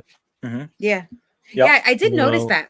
It's I forget what it was. Lay's, I think it was. It was 7.7. It was I've never seen that. 7.7. And Kobani yogurt was one of the worst. And I actually looked it up after last night. It's gone up so there are 4-packs if you're familiar with them. I'm sure you are because you do enough grocery shopping that those 4-packs of the flip ones for Kobani, where it flips the granola in or whatever. They've gone up they're up 125% in their cost, but they took 25% out of every one. Right. Right. Those already aren't that big to begin with. Now you're taking a very small individual serving and making it 25% less and adding 25% to the cost. Right. Which is basically double. Which is basically even more doubling the cost because now you're getting less. You're getting less. You're paying more. But listen, what their way around it is probably you don't need that much. Yeah, it's less calories if we give you less. Well, it's all addictive anyway, but that's another conversation. That's a different podcast. Yeah. Yeah. But I think this is the way things are going. So, we're going to be out there, grinding it out, and like I said, scratching and clawing. And I think the good thing about us gig workers is that we have that, and we have that mentality of not settling and just working for more and more to live the way that we choose to live. Right. I mean, Not, how much? Honestly, I'm with you. I think at the rate it's going, there's not a sign of. I really hate to say this. I hate to even put it out in the universe, but there's not a sign of. There's not a recession coming. I'm not going to say it's going to be the worst one ever or whatever, but it seems like everybody's pretty in sync. There's one coming. Yeah. If we're not right on the fringe right now as it is, Right. but I mean, like, how much higher are costs going to go? I mean, I know we don't know this, and we're not giving any kind of professional investing advice here or anything, but like, I mean, how much higher can it go before people are just literally like, okay, I'm eating white rice and I'm barely staying alive. I can't go any farther. Yep. Right. We warned the kids, right away. Once we made this a most recent adjustment, and we realized that our spending habits, we couldn't keep up with our spending habits any longer, and we had to completely rework our budget and adjust everything based on what's happening now and what's going to come. We said, listen, this is a lot more food shopping. Not going to be door dashing things, not going to be doing stuff like that. And, we're going to be buying store brand if we can buy store brand, just making all these decisions, based on price. Yep. And here's the thing. All right. And this is probably going to be completely off topic, but it's also what's going to end up happening. And I wonder if this is just here, if it's other countries as well. The price of healthy food, the price of being healthy, is too expensive now. So now we're buying a lot less, lower grade stuff that's worse for us, and there's nothing that we can do about it. So I don't know where I'm really going with this, but the bottom line is that you're saying it's expensive to eat healthy. It's expensive. It's expensive to it's expensive to be alive. Yeah. James was James, my son. He's like, oh, you have to pay for everything. I'm like, yeah, you even have to pay for air. You even have to pay for air. You got to pay for everything because it's just the way it is. I think it's time that we are in need of an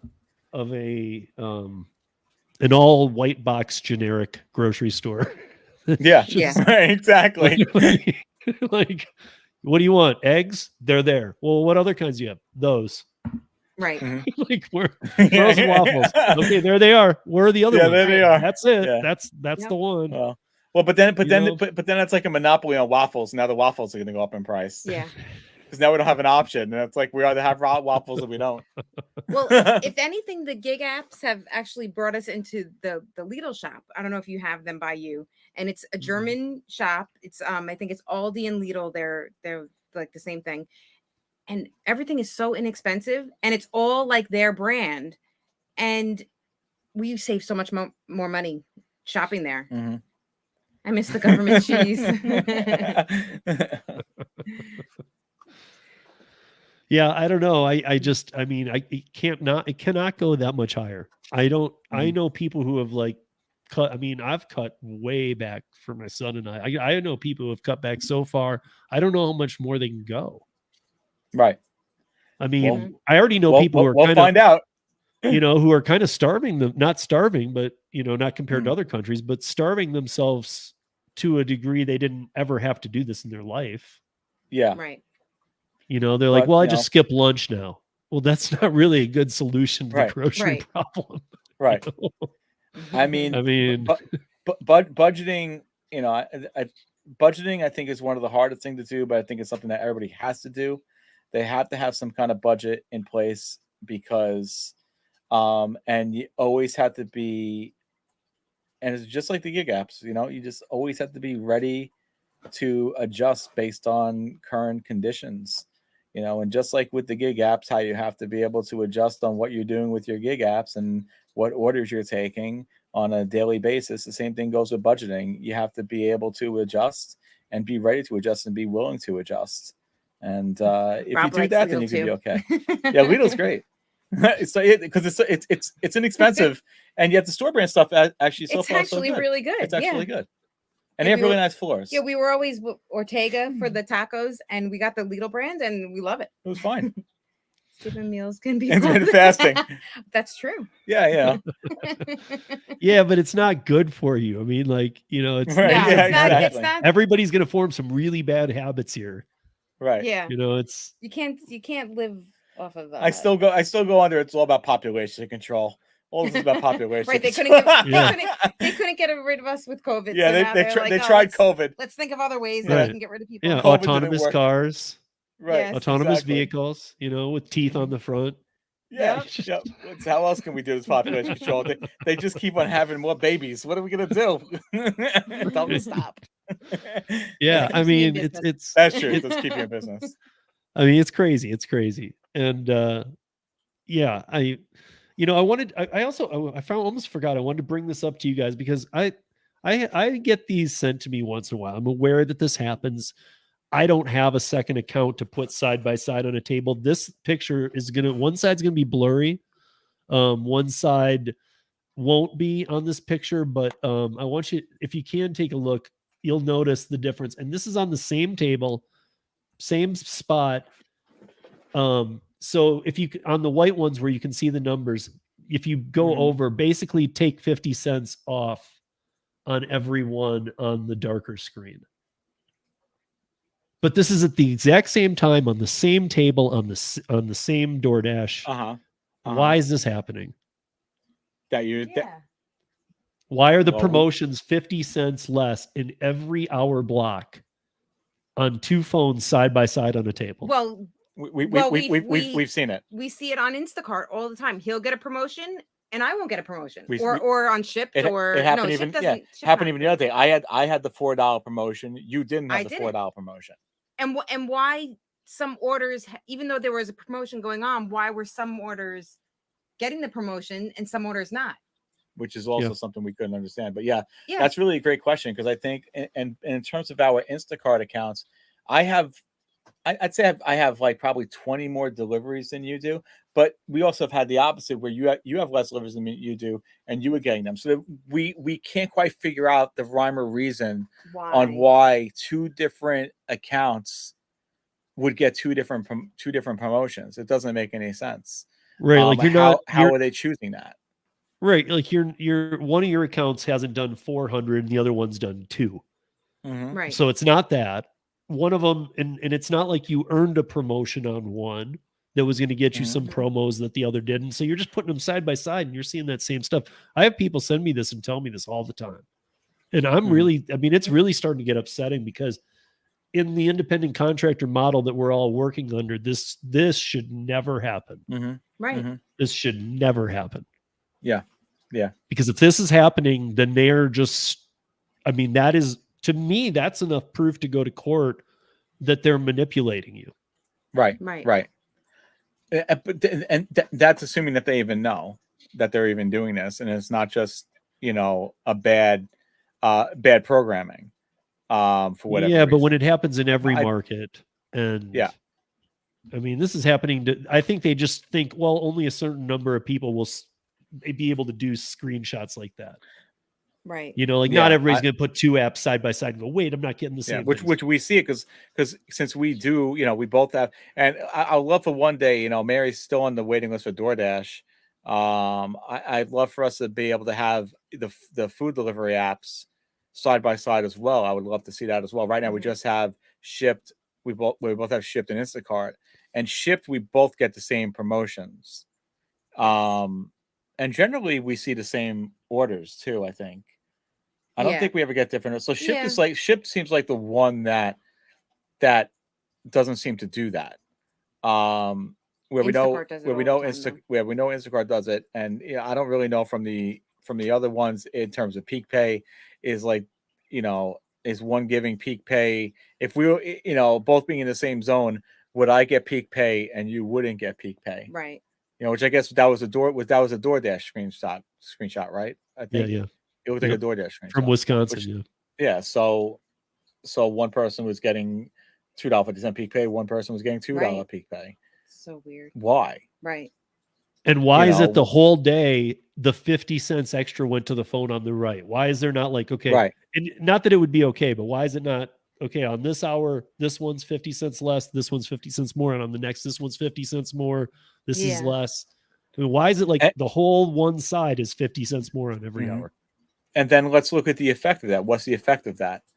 You know, is people who are taking orders, some of them are getting a better offer than the other person is. And at the end of the day, who's getting punished for it? Again, it's always going to be the customer. There's always somebody getting punished by all these little things. It's not always the driver, it's the customer, it's the restaurant preparing the food, and now the food's going to wait a little bit longer because maybe it's only going to the people who don't have the extra 50 cents, and now the person who gets the extra 50 cents finally takes the offer. Do you think like Instacart is hoping that the person that's not getting the offer doesn't know that there's a promo going on? Well, and most of them and- wouldn't because they don't have two of us sitting there with right, two they don't different accounts. know. So they're hoping that the person that doesn't get the promo actually takes it. Yeah. Instagram, And it's going to put different promos out. It could be the individual if they're very busy or expect to be, some may see extra $2, another $4 per batch. I mean, that's just that. Bud Soda doesn't live in the biggest market. He's in Watertown, New York. Right. Mhm. I mean, this shouldn't be the case at all. Right. Because if we're in the same market, like we should mean- be getting the same thing. We're literally in the same car. Right. Yeah. No, but we have noticed because I got accepted to Corner Shop. Lou hasn't, but we only have 2 stores available for us. But their offers are really good. But we just don't like Uncle Giuseppe's. Yeah, so we got Uncle Giuseppe's in one other place. Yeah, There's but, Grandpa. but we're just curious about, maybe we'll take one day because it's really good Yeah, offers. the payouts like over like $30 or whatever. Now we know that this is going to change because you take a couple of the orders and then you're going to get garbage the rest of the way. That But is That's true. the way all the apps do it. All the apps, you know, make it look nice and sexy, and then they bring you back down to reality. I'm sure Corner Shop will be the same exact thing, but we only have 2 stores that have Corner Shop anyway, and it's Uncle Giuseppe's, which is one of them. And yeah, like We don't like. we don't really shopping like it there because it's confusing. Yeah. there. It was gonna be great. Oh, everyone's saying that Corner Shop is great. Well, Yeah, but then there's Corner Shop is great because they're markets- new. Yeah. Well, but then there's here's Isn't it Uber here's anyway? here's Rideshare Lisa up, and she's up in Syracuse, New York. Everybody's in New York today. So It makes sense. yeah, It makes sense. There's- yeah. So there's I know Lisa's loved Corner Shop, but it's not in her area anymore. So it's already come and gone. Oh, Wow. interesting. You know. Yeah, that's interesting. So I mean, like she was like, I love Corner Shop, but it's gone. Well, what do you mean it's gone?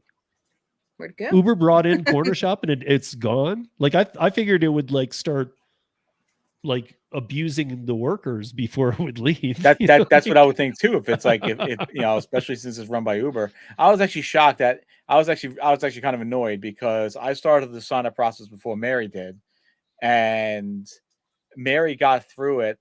My whole thing got paused because I took a picture of my hot cold bag, and I guess it wasn't a good angle, and they didn't like the picture, so I had to retake it. It just took like forever for me to like finally decide to do that, and I ended up getting waitlisted. Okay, so it never went to Syracuse. She does it when she's in Brooklyn and Manhattan. Oh. Okay. She lives in Yeah. Syracuse. Okay, I had that wrong. But still, Yeah, it's in I mean, Nassau, it's in Suffolk, but you know, again, it's only 2 stores. So, but you know, eventually we're gonna give it a shot and we'll see what happens. And if we ever But get Spark, if we ever get Spark, Spark is another one. We really want to do Spark, but we can't. It's just there's already a waiting list here for it, and we can't get Yeah. on it. We'd love to. or you're not even on the waiting list. No. What's really annoying is for whatever reason, Spark, our area is grouped together with New Jersey.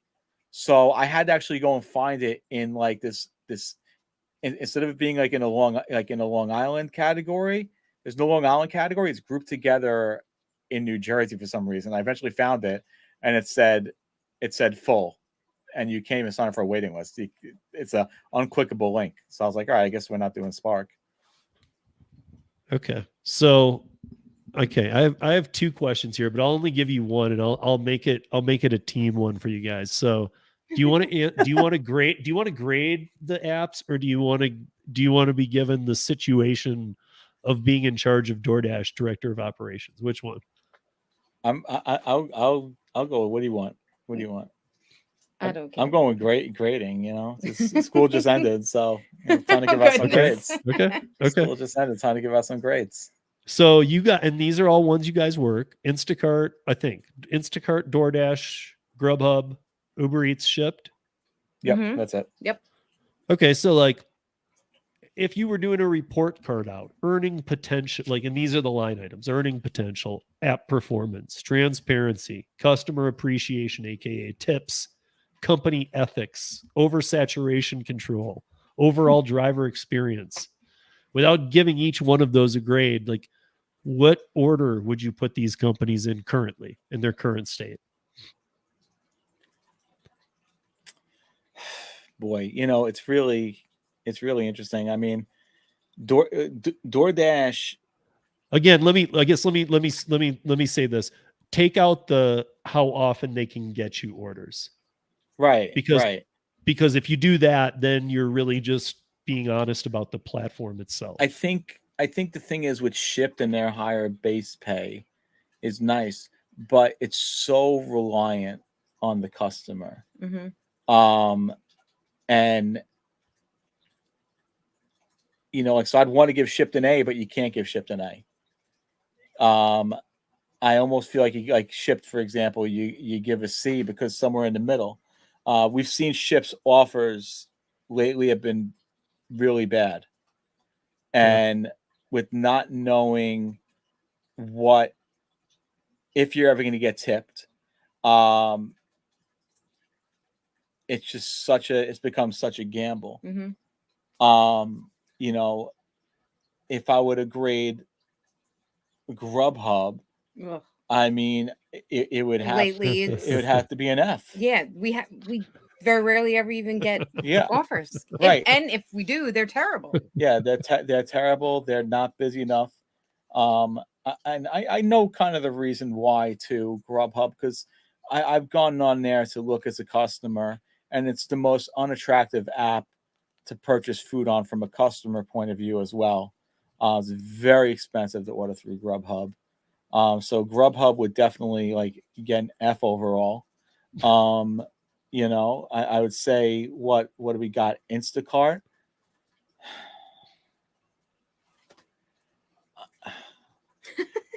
Yeah. Don't look at me. I mean, you're great.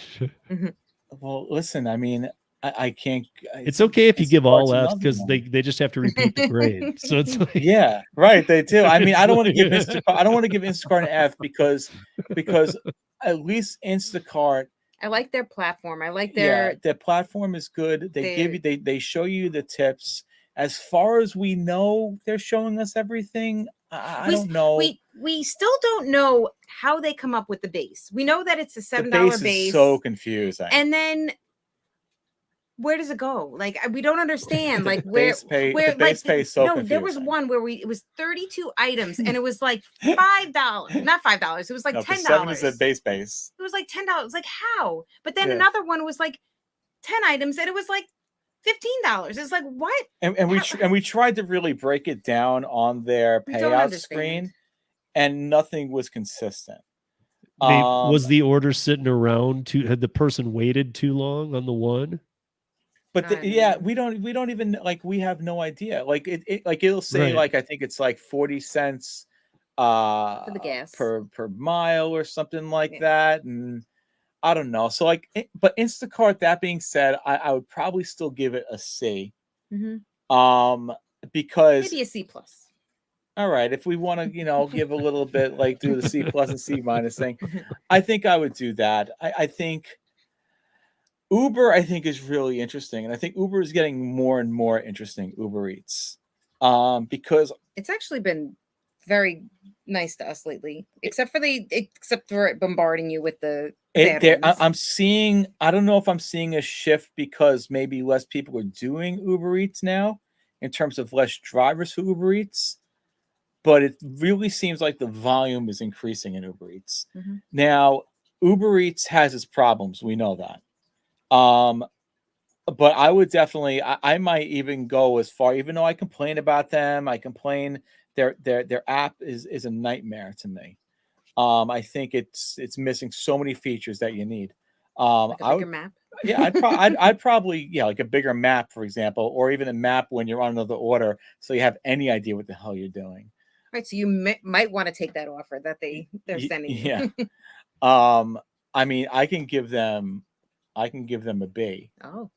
And a DoorDash, I'd probably give a C, just because of all the technology issues and knowing the fact that they're a technology company, and most of the heartache for me for DoorDash, yeah, allegedly the sloppy coded technology company.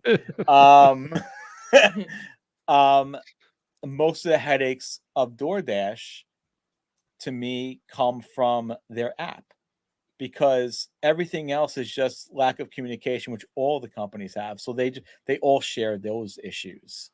So from just like an operational standpoint, there are way too many glitches on the DoorDash app, which make it very frustrating to deal with. And like I said, also the app's extreme lack of care for safety gives me, I have to give them a C. So yeah, I would say Uber B. We'll do Instacart C+. We'll do the C+ Instacart, and then DoorDash C, Shipt C, and Grubhub F minus if it's possible. So here, right away before Bud Soda put out his ratings. So this is for Waterton, New York. He said, I gave Spark a D minus, Grubhub a D, Instacart a C, DoorDash a B minus. I think that's nice on the DoorDash part. I really do. But maybe I'm just a little too close to that one. I don't know. But I think that's being very nice, to be honest. And I'm going to say for Grubhub, they don't get to redo it. They're just expelled. Oh. Yeah, that's it. They're out. They're out. You delete the app and never turn it back on. Listen, a lot of these restaurants who have no idea they're even on freaking Grubhub will be really happy about that. You know, that they're using menus from like 1945 and throwing it on the Grubhub app. And, you know, these people who want to pay, you know, it's ridiculous. The Grubhub is they're the shadiest company of all of them. Yeah, I think I might sign up as a restaurant tomorrow on Grubhub. Starts on like peanut butter and jelly sandwiches. You for like don't have to $11. sign up for a restaurant. You don't have to sign up as a restaurant. You're on there. Don't worry. Right. I'm a ghost kitchen. I'm just you're a ghost kitchen. Yeah. Exactly. Yeah. You're making ribs while you clean your underwear. Don't worry. It's sanitary. Right, It's okay. Yeah. You know, and I only sell peanut butter and jelly sandwiches. That way the order can't be wrong. Listen, it can't be. My order was wrong. It can't be. I only make one thing. Yeah. Sorry, it can't. Yep. Nope. That's it. Bring it back. It's on the wrong bread. Well, we only have one type of bread here, so. Well, I'm gonna, since we're picking on DoorDash, I'm gonna give you guys the other one anyway, because I don't know. I think this is a good way to kind of wind it down. I gave this question. If you guys know Zach, Zach Drives Fast. If you've ever seen his channel. I've seen, yeah. He's out in Seattle, I saw him with. I was listening to him when he was on your. That's why I'm listening to you now while I'm going driving. And he found it difficult but interesting. So I'm going to try it again. I've been trying to come up with these interesting questions. So if somehow I was able to make you and Mary director of operations at DoorDash, you'd have full and complete power to make any changes to meet two objectives. One, the company must profit in the next 3 years. And two, you must take care of the drivers, i.e. saturation, retention, pay model, and staying flexible hours. I know that we don't know all the ins and outs, but what are the first changes as Dashers that you would think might start making that happen? Because sometimes it seems very easy to me when I look at this, like, it seems pretty easy if you're just transparent or you do this or you do. seems like there's some easy fixes that they just avoid. Higher base pay. Yeah. I think in terms of saturation, you see, the thing is like I want to say driver rating, but I think the ratings are very unfair in the apps that you Yep. can't really even look at them. If everybody was forced to rate, then they would be something you can look at. What about scheduling? Like you have to schedule, and they only have a certain amount of drivers out. See, I don't like that because then that eliminates the flexibility. True. When now you start making people schedule, so that really wouldn't solve the saturation issue. How can you somehow the saturation has to be solved with the retention? That has to be a balance there. You have to be treating people right, and you're not going to be going through a churn rate so fast. Yeah, but like, maybe have some sort of not testing, but you have to go through some sort of training to make sure you can do this properly. So at least you're doing it properly. And if you don't pass the training, you can't be on the app. I think that's actually a pretty good idea, because we know that with these apps, all you need to do is have a pulse and possibly not have a criminal record. But other than that, I mean, I don't think they, I think that's a good play, and you need to be able to pass a test, almost like you need to get some kind of a certification to be able to do the apps. And I bet you that right there would eliminate so many bad drivers,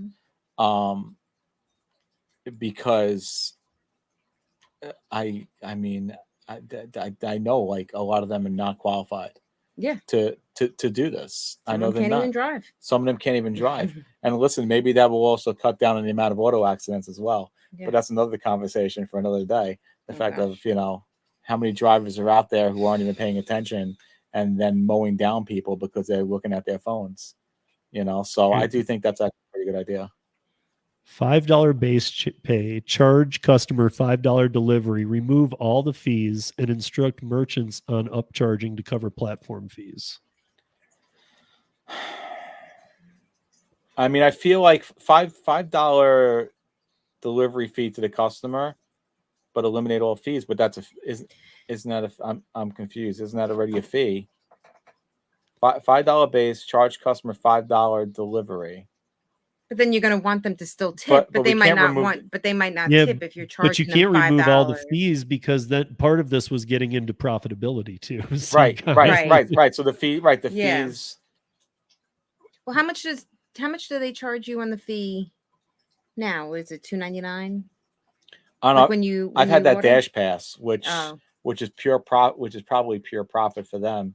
And I know, I believe Rob mentioned this to me once, that the restaurants make less money when a customer orders a certain amount of food, a certain dollar amount of food from a restaurant. The restaurant makes less money if a customer has the Dash Pass, based on if they're paying regular fees, which then those fees, I think part of those fees are passed along to the restaurant. So the restaurant wants you to actually order more. So the fees are very necessary for profitability. Yeah. On some level, they're going to have to be. I mean, it's the fees have to be there.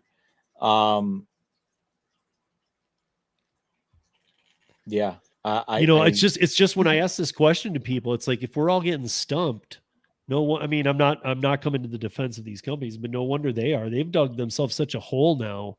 It's like, how do you come out of it? If you had designed this better from the get-go and thought it through better. But I agree with Mary and you guys that I think that honestly, training is a huge thing. I hadn't thought of that before. I think training would, I think it's the same as recording people that want refunds on their food. They don't want to be recorded. You're going to weed people out. And then, even with Curry, like when I started Curry, they had me do like 2 ghost runs where I picked up nothing. I just had to go to a spot, prove it, go to another spot, and I was like, dude, why am I doing this? Yeah, that's right. And Corner Shop has you take quizzes. Yeah. which I thought was actually pretty cool going through that process. I think Instacart did too.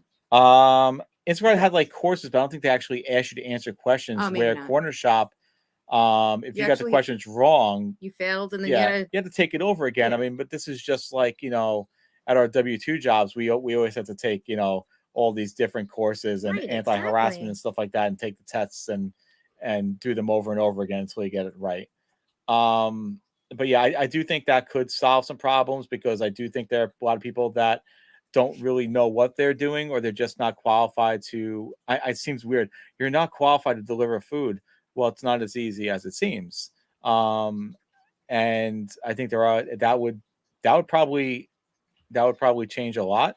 Obviously, not letting people sign up, which they're already doing. They're already, you know, holding people off and not.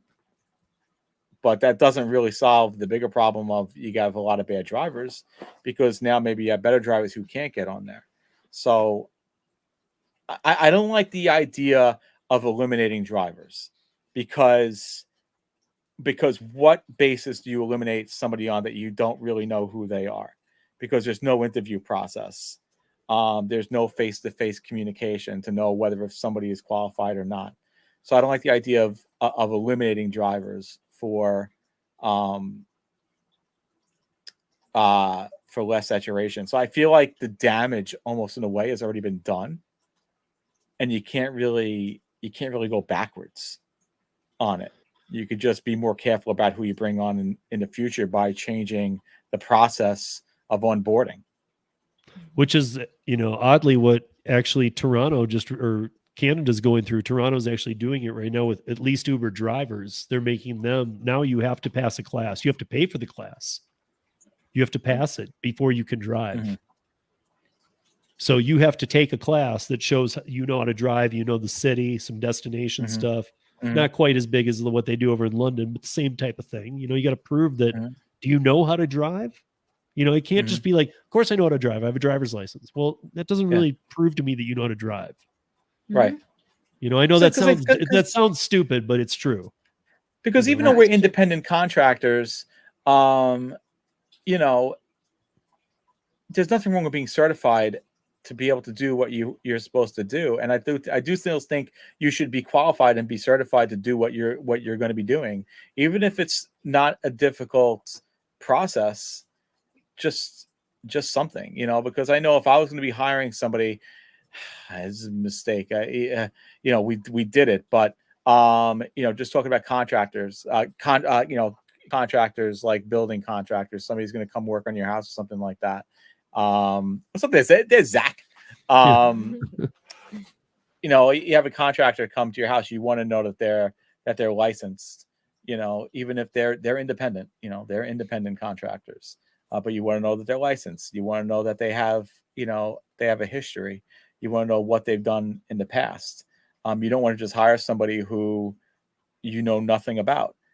So I think that would be the best play for onboarding, but I don't think there's a way to really solve the saturation that already exists, because you just can't get rid of people. Because on what basis? You can't do it based on ratings, because ratings are very subjective. So you maybe do it based on other rate. I think the one possible rating, and I don't even know how accurate this rating is. And it's easy to look at DoorDash, because DoorDash, the one nice thing about DoorDash is DoorDash does give you these stats. Is the on time rating. That rating might have some legitimacy to it. Where if somebody is late a certain amount of times, then maybe they're clowning around. Now, I don't know if that rating is adjusted based on wait time at restaurant. If you click on that, you're waiting at a restaurant or whatever the case may be. That I'm not sure about, but that's the one metric that I could see you could possibly judge a driver by is on time or not. You know, so this is pretty right, and it goes along with something that was set up here too. That you know, the question is, you know, how can they not be? I think he meant like not be making money already, because the too much fat at the top.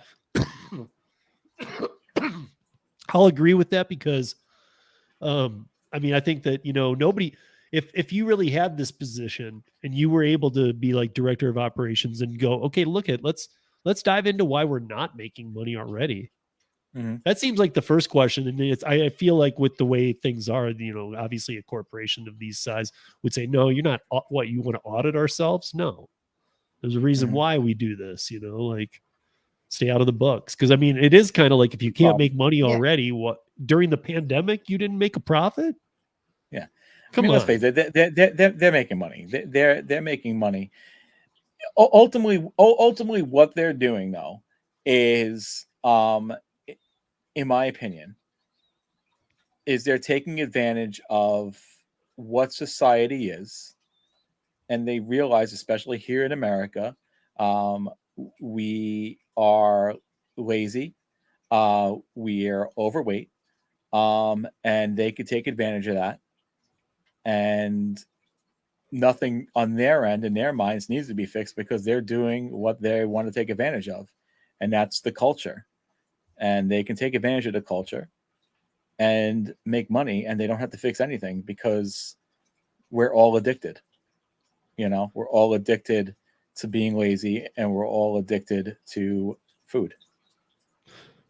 I think that, this too, like, again, the tip of $3. Well, this just comes back to transparency again. Once again, there we are. I mean, it seems like the answer to everything really is transparency. It really does. Yeah. So the only issue with that, with having to have them tip a minimum of $3, that's basically becomes a fee. That's basically now a fee. There's no difference between that. It's just the wordage of what you use, tip or fee. But then it doesn't go to. Yeah, but now, I feel like now, like Uber. what that would do also is incentivize the customer to not tip more. Yeah. Than $3. Yeah. And there's just no easy solution to have everything.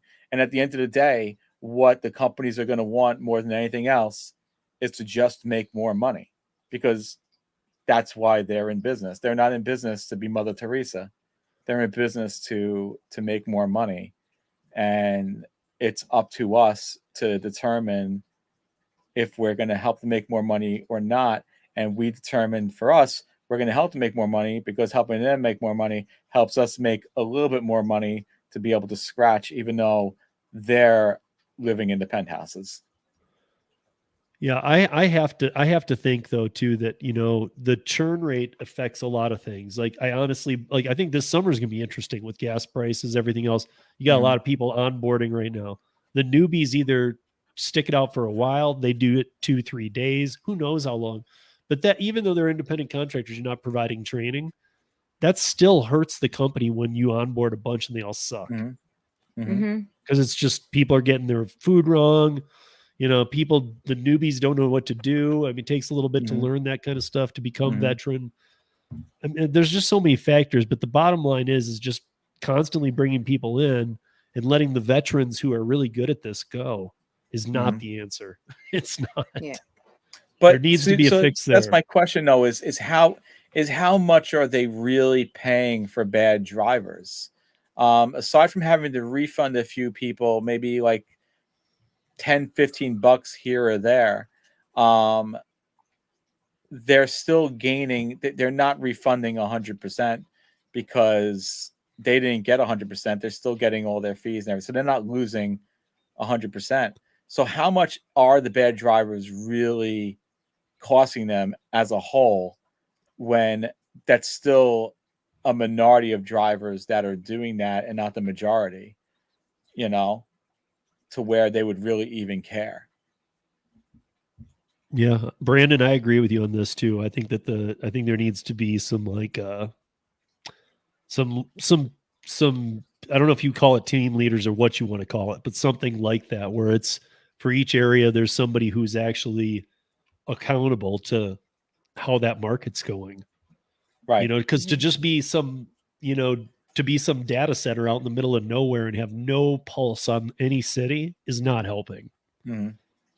Because we all know each market's different. What works in one doesn't work in another.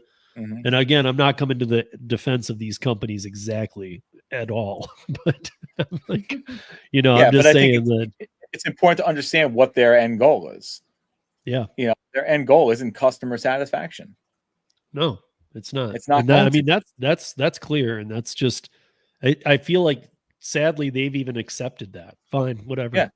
We've because we've become a culture that, again, is so addicted to food and is so addicted to convenience that they hit the jackpot, in my opinion. That's why there's no way they're not going to be profitable, or they're not profitable, because they're taking advantage of some of our greatest weaknesses. Right. Yeah. I mean, it's just sad. It is just sad. I mean, it really is. Yeah, guys, I mean, like that's I don't think there is a good. It's not like right now is when I'm gonna like throw out some good answer, because I don't think there is one. I know I'm actually, and I'm very concerned for the summer. I really am. I think that in July, when the mileage write off goes up to 62.5 cents from 58.5, and there's still no raise to rideshare drivers and things like that. Like, come on, guys, like. You were already under. Now you're more under, and I don't think the gas incentives were ever anything that helped anybody. In fact, they were just a PR stunt.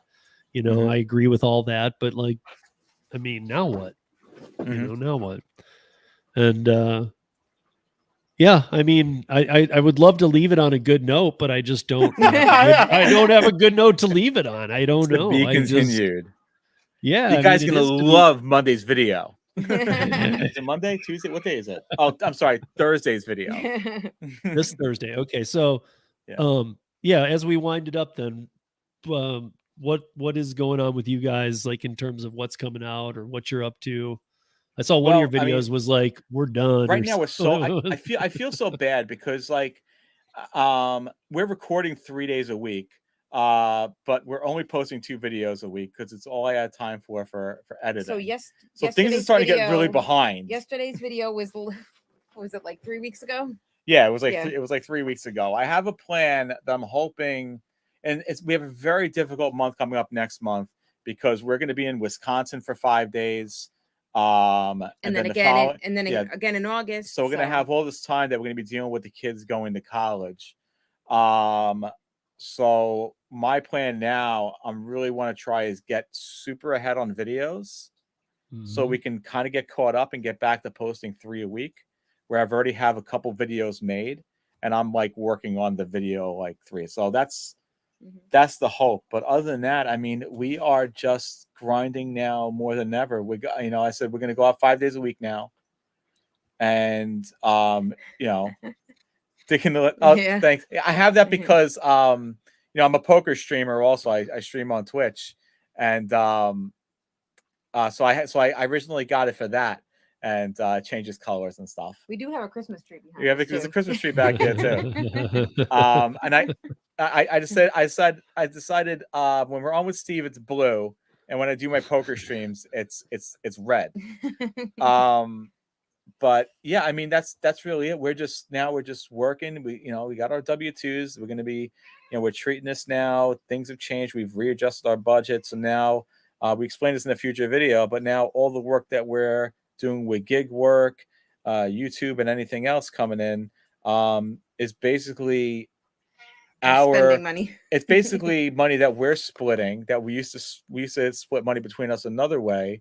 Now we're splitting money this way, and this is basically our individual money that we're going to be splitting, and basically working for our money. And the W-2 is 100% household money, and that's the adjustment that we're making now with this with this new economy, and just continue to grind it out. And other than that, freaking sleeping. Try to go out and get some good orders. Yeah, and then there have been some shifts where it's been a little rough. Yeah.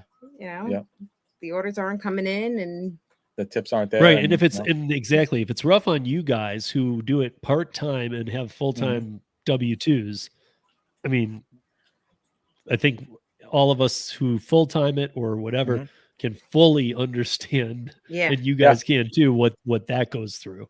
Yeah, That's a because whole different ballgame. Yeah. which Everything I you're mean, relying on. Yeah, that, because you know? we have set nights we go out, and those nights were like, oh, we're maybe a month ago we were banking, and Yeah. now it's like we're struggling to So, to get anything. I give you guys credit, doing what you're doing, but yeah, I mean, there's no but. I give you guys credit doing what you're doing, and you guys have figured it out. You guys are 100% independent, and it's not only about being independent contractors. You're independent human beings. That you're not just managing this one portion. You're managing your entire life, and you've in a way kind of figured it out how to be a manager of your own life, and you know what you have to do to adjust, to continue to live the way you want to live, or to make adjustments on how you want to live, because you're in complete control. You don't have a W-2, Fall back on. to fall back on. So you have to be a manager of your life. And so I give you guys 100% credit. And I would say, this is my opinion. And I listen, I'm talking from somebody who's not doing it. Keep on doing what you want to do. Do what you have to do, but keep on doing what you want to do as long as you can live. But keep that dream of why you did what you wanted to do. Remember why you did it, and keep on doing it. And listen, if you have to grind harder, then you just grind harder. If you don't want to grind harder, then just change what you're deciding to do. But I feel like even though it's going in a bad direction, we all know everything is temporary. Yep. And everything will come back. So just Yep. do what you believe in your heart to do, what motivates you every morning to wake up in the morning, and to just grind it out and just do your best. So do you guys want to answer this question? Because I Oh. like that you guys do these too. Yeah. Well, what did we end up? We did like 80. We did 80, 89. I'm not sure if the full analytics are out yet for the YouTube video. We're up to like almost. It was 30. It was 39. I was actually really happy because this particular video actually did the best of all of our donation videos. It still did way under the rest of our videos, which drives me nuts. That for whatever reason, the donation videos get so many less views. Now we'll still keep on pumping them out, even if they don't get a lot of views, because it's not that important. Getting the views. Obviously, the views are important for you able to donate more, but we're not doing the donation videos for the views. We're doing the donation videos because we want to do the donation videos. That being said, it is kind of annoying in a way, because we want to be able to donate more from the videos, that these videos, for whatever reason, get much less views than the rest of our videos. And I'm not really sure why that is. Do you use the word donating in the titles? Is that why? Because after you said about titles from like Brie and stuff. Yeah, no. I wonder if it's maybe you need to go back and look at how you title them. What was the last one? The last one was delivering DoorDash for mental awareness. Yeah, I think that I think the only thing is, I think the next donation video that we do, we might want to make it a challenge, because I noticed people like challenges, and that might help these videos get a few more views. But yeah, I think we did on that shift, we did about $90, which we'll end up just rounding that up to 100. And we did $40. I haven't checked the analytics today, but I don't know if we have a full 7 days of analytics yet for it. But the last I checked, it was at $39 for the YouTube video. Yeah, so we'll probably round it up to like 150. Yeah. Okay. So that's that's pretty good. Is that pretty good? That's the best one so far, I think.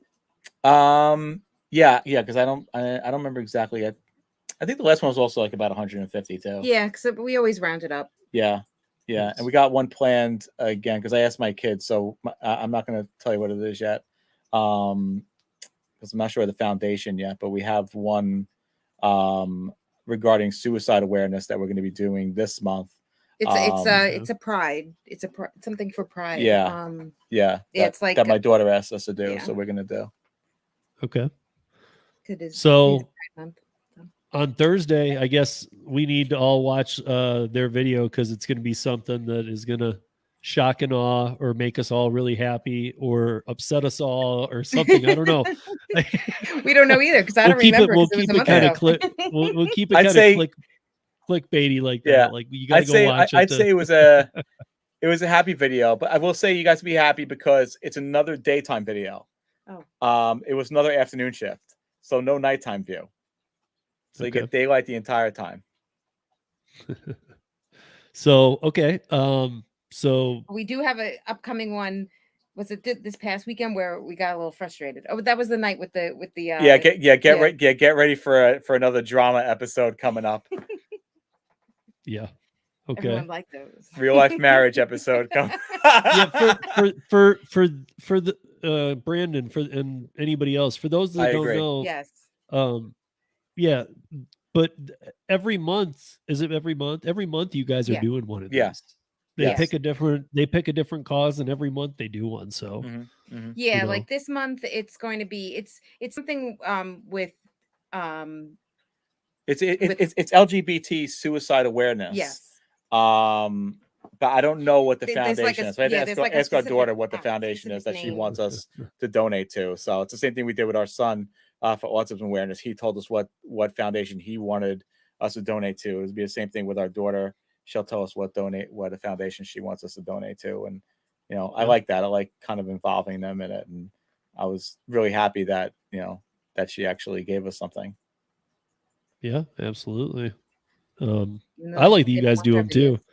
Well, so, even though they don't watch our videos, but they subscribe only because I clicked on their YouTubes to subscribe to us. Well, first of all, huge thanks to Lou and Mary for joining me tonight. These are a ton of fun. I was talking with them before the show, and I saw Tony and Lisa, driven dad, driven mom, and I saw Alaska was in here, Cody and Autumn. And next month, we're gonna kind of maybe do a game show type thing about all these couples that do this, these three couples, and see who knows their boo the best or something, you know, like, see who's most in sync with. She might walk out halfway through. Just a heads up. But so everybody was down with that, and I asked these guys; they were down with it too. So I don't know. I need to think it through, but I think it could be something really fun. Thank you, chat, for joining us, and thank you, Solo, Middleton Tech, Moves Financial, Curry, Dumpling, Display Ride. All the affiliate links are in there, you guys. And I don't use affiliate links unless I think they're great companies. And everybody have a great week and earn smart. And if you're having trouble earning smart, pivot. You know, I guess that's my takeaway right now is be ready to pivot. You know, Kim always says have all the apps under your belt, have them ready, even if you don't use them. I think we are at that point. Like, just be ready to pivot at any point. Don't wait it out. Don't say it'll get better. It won't.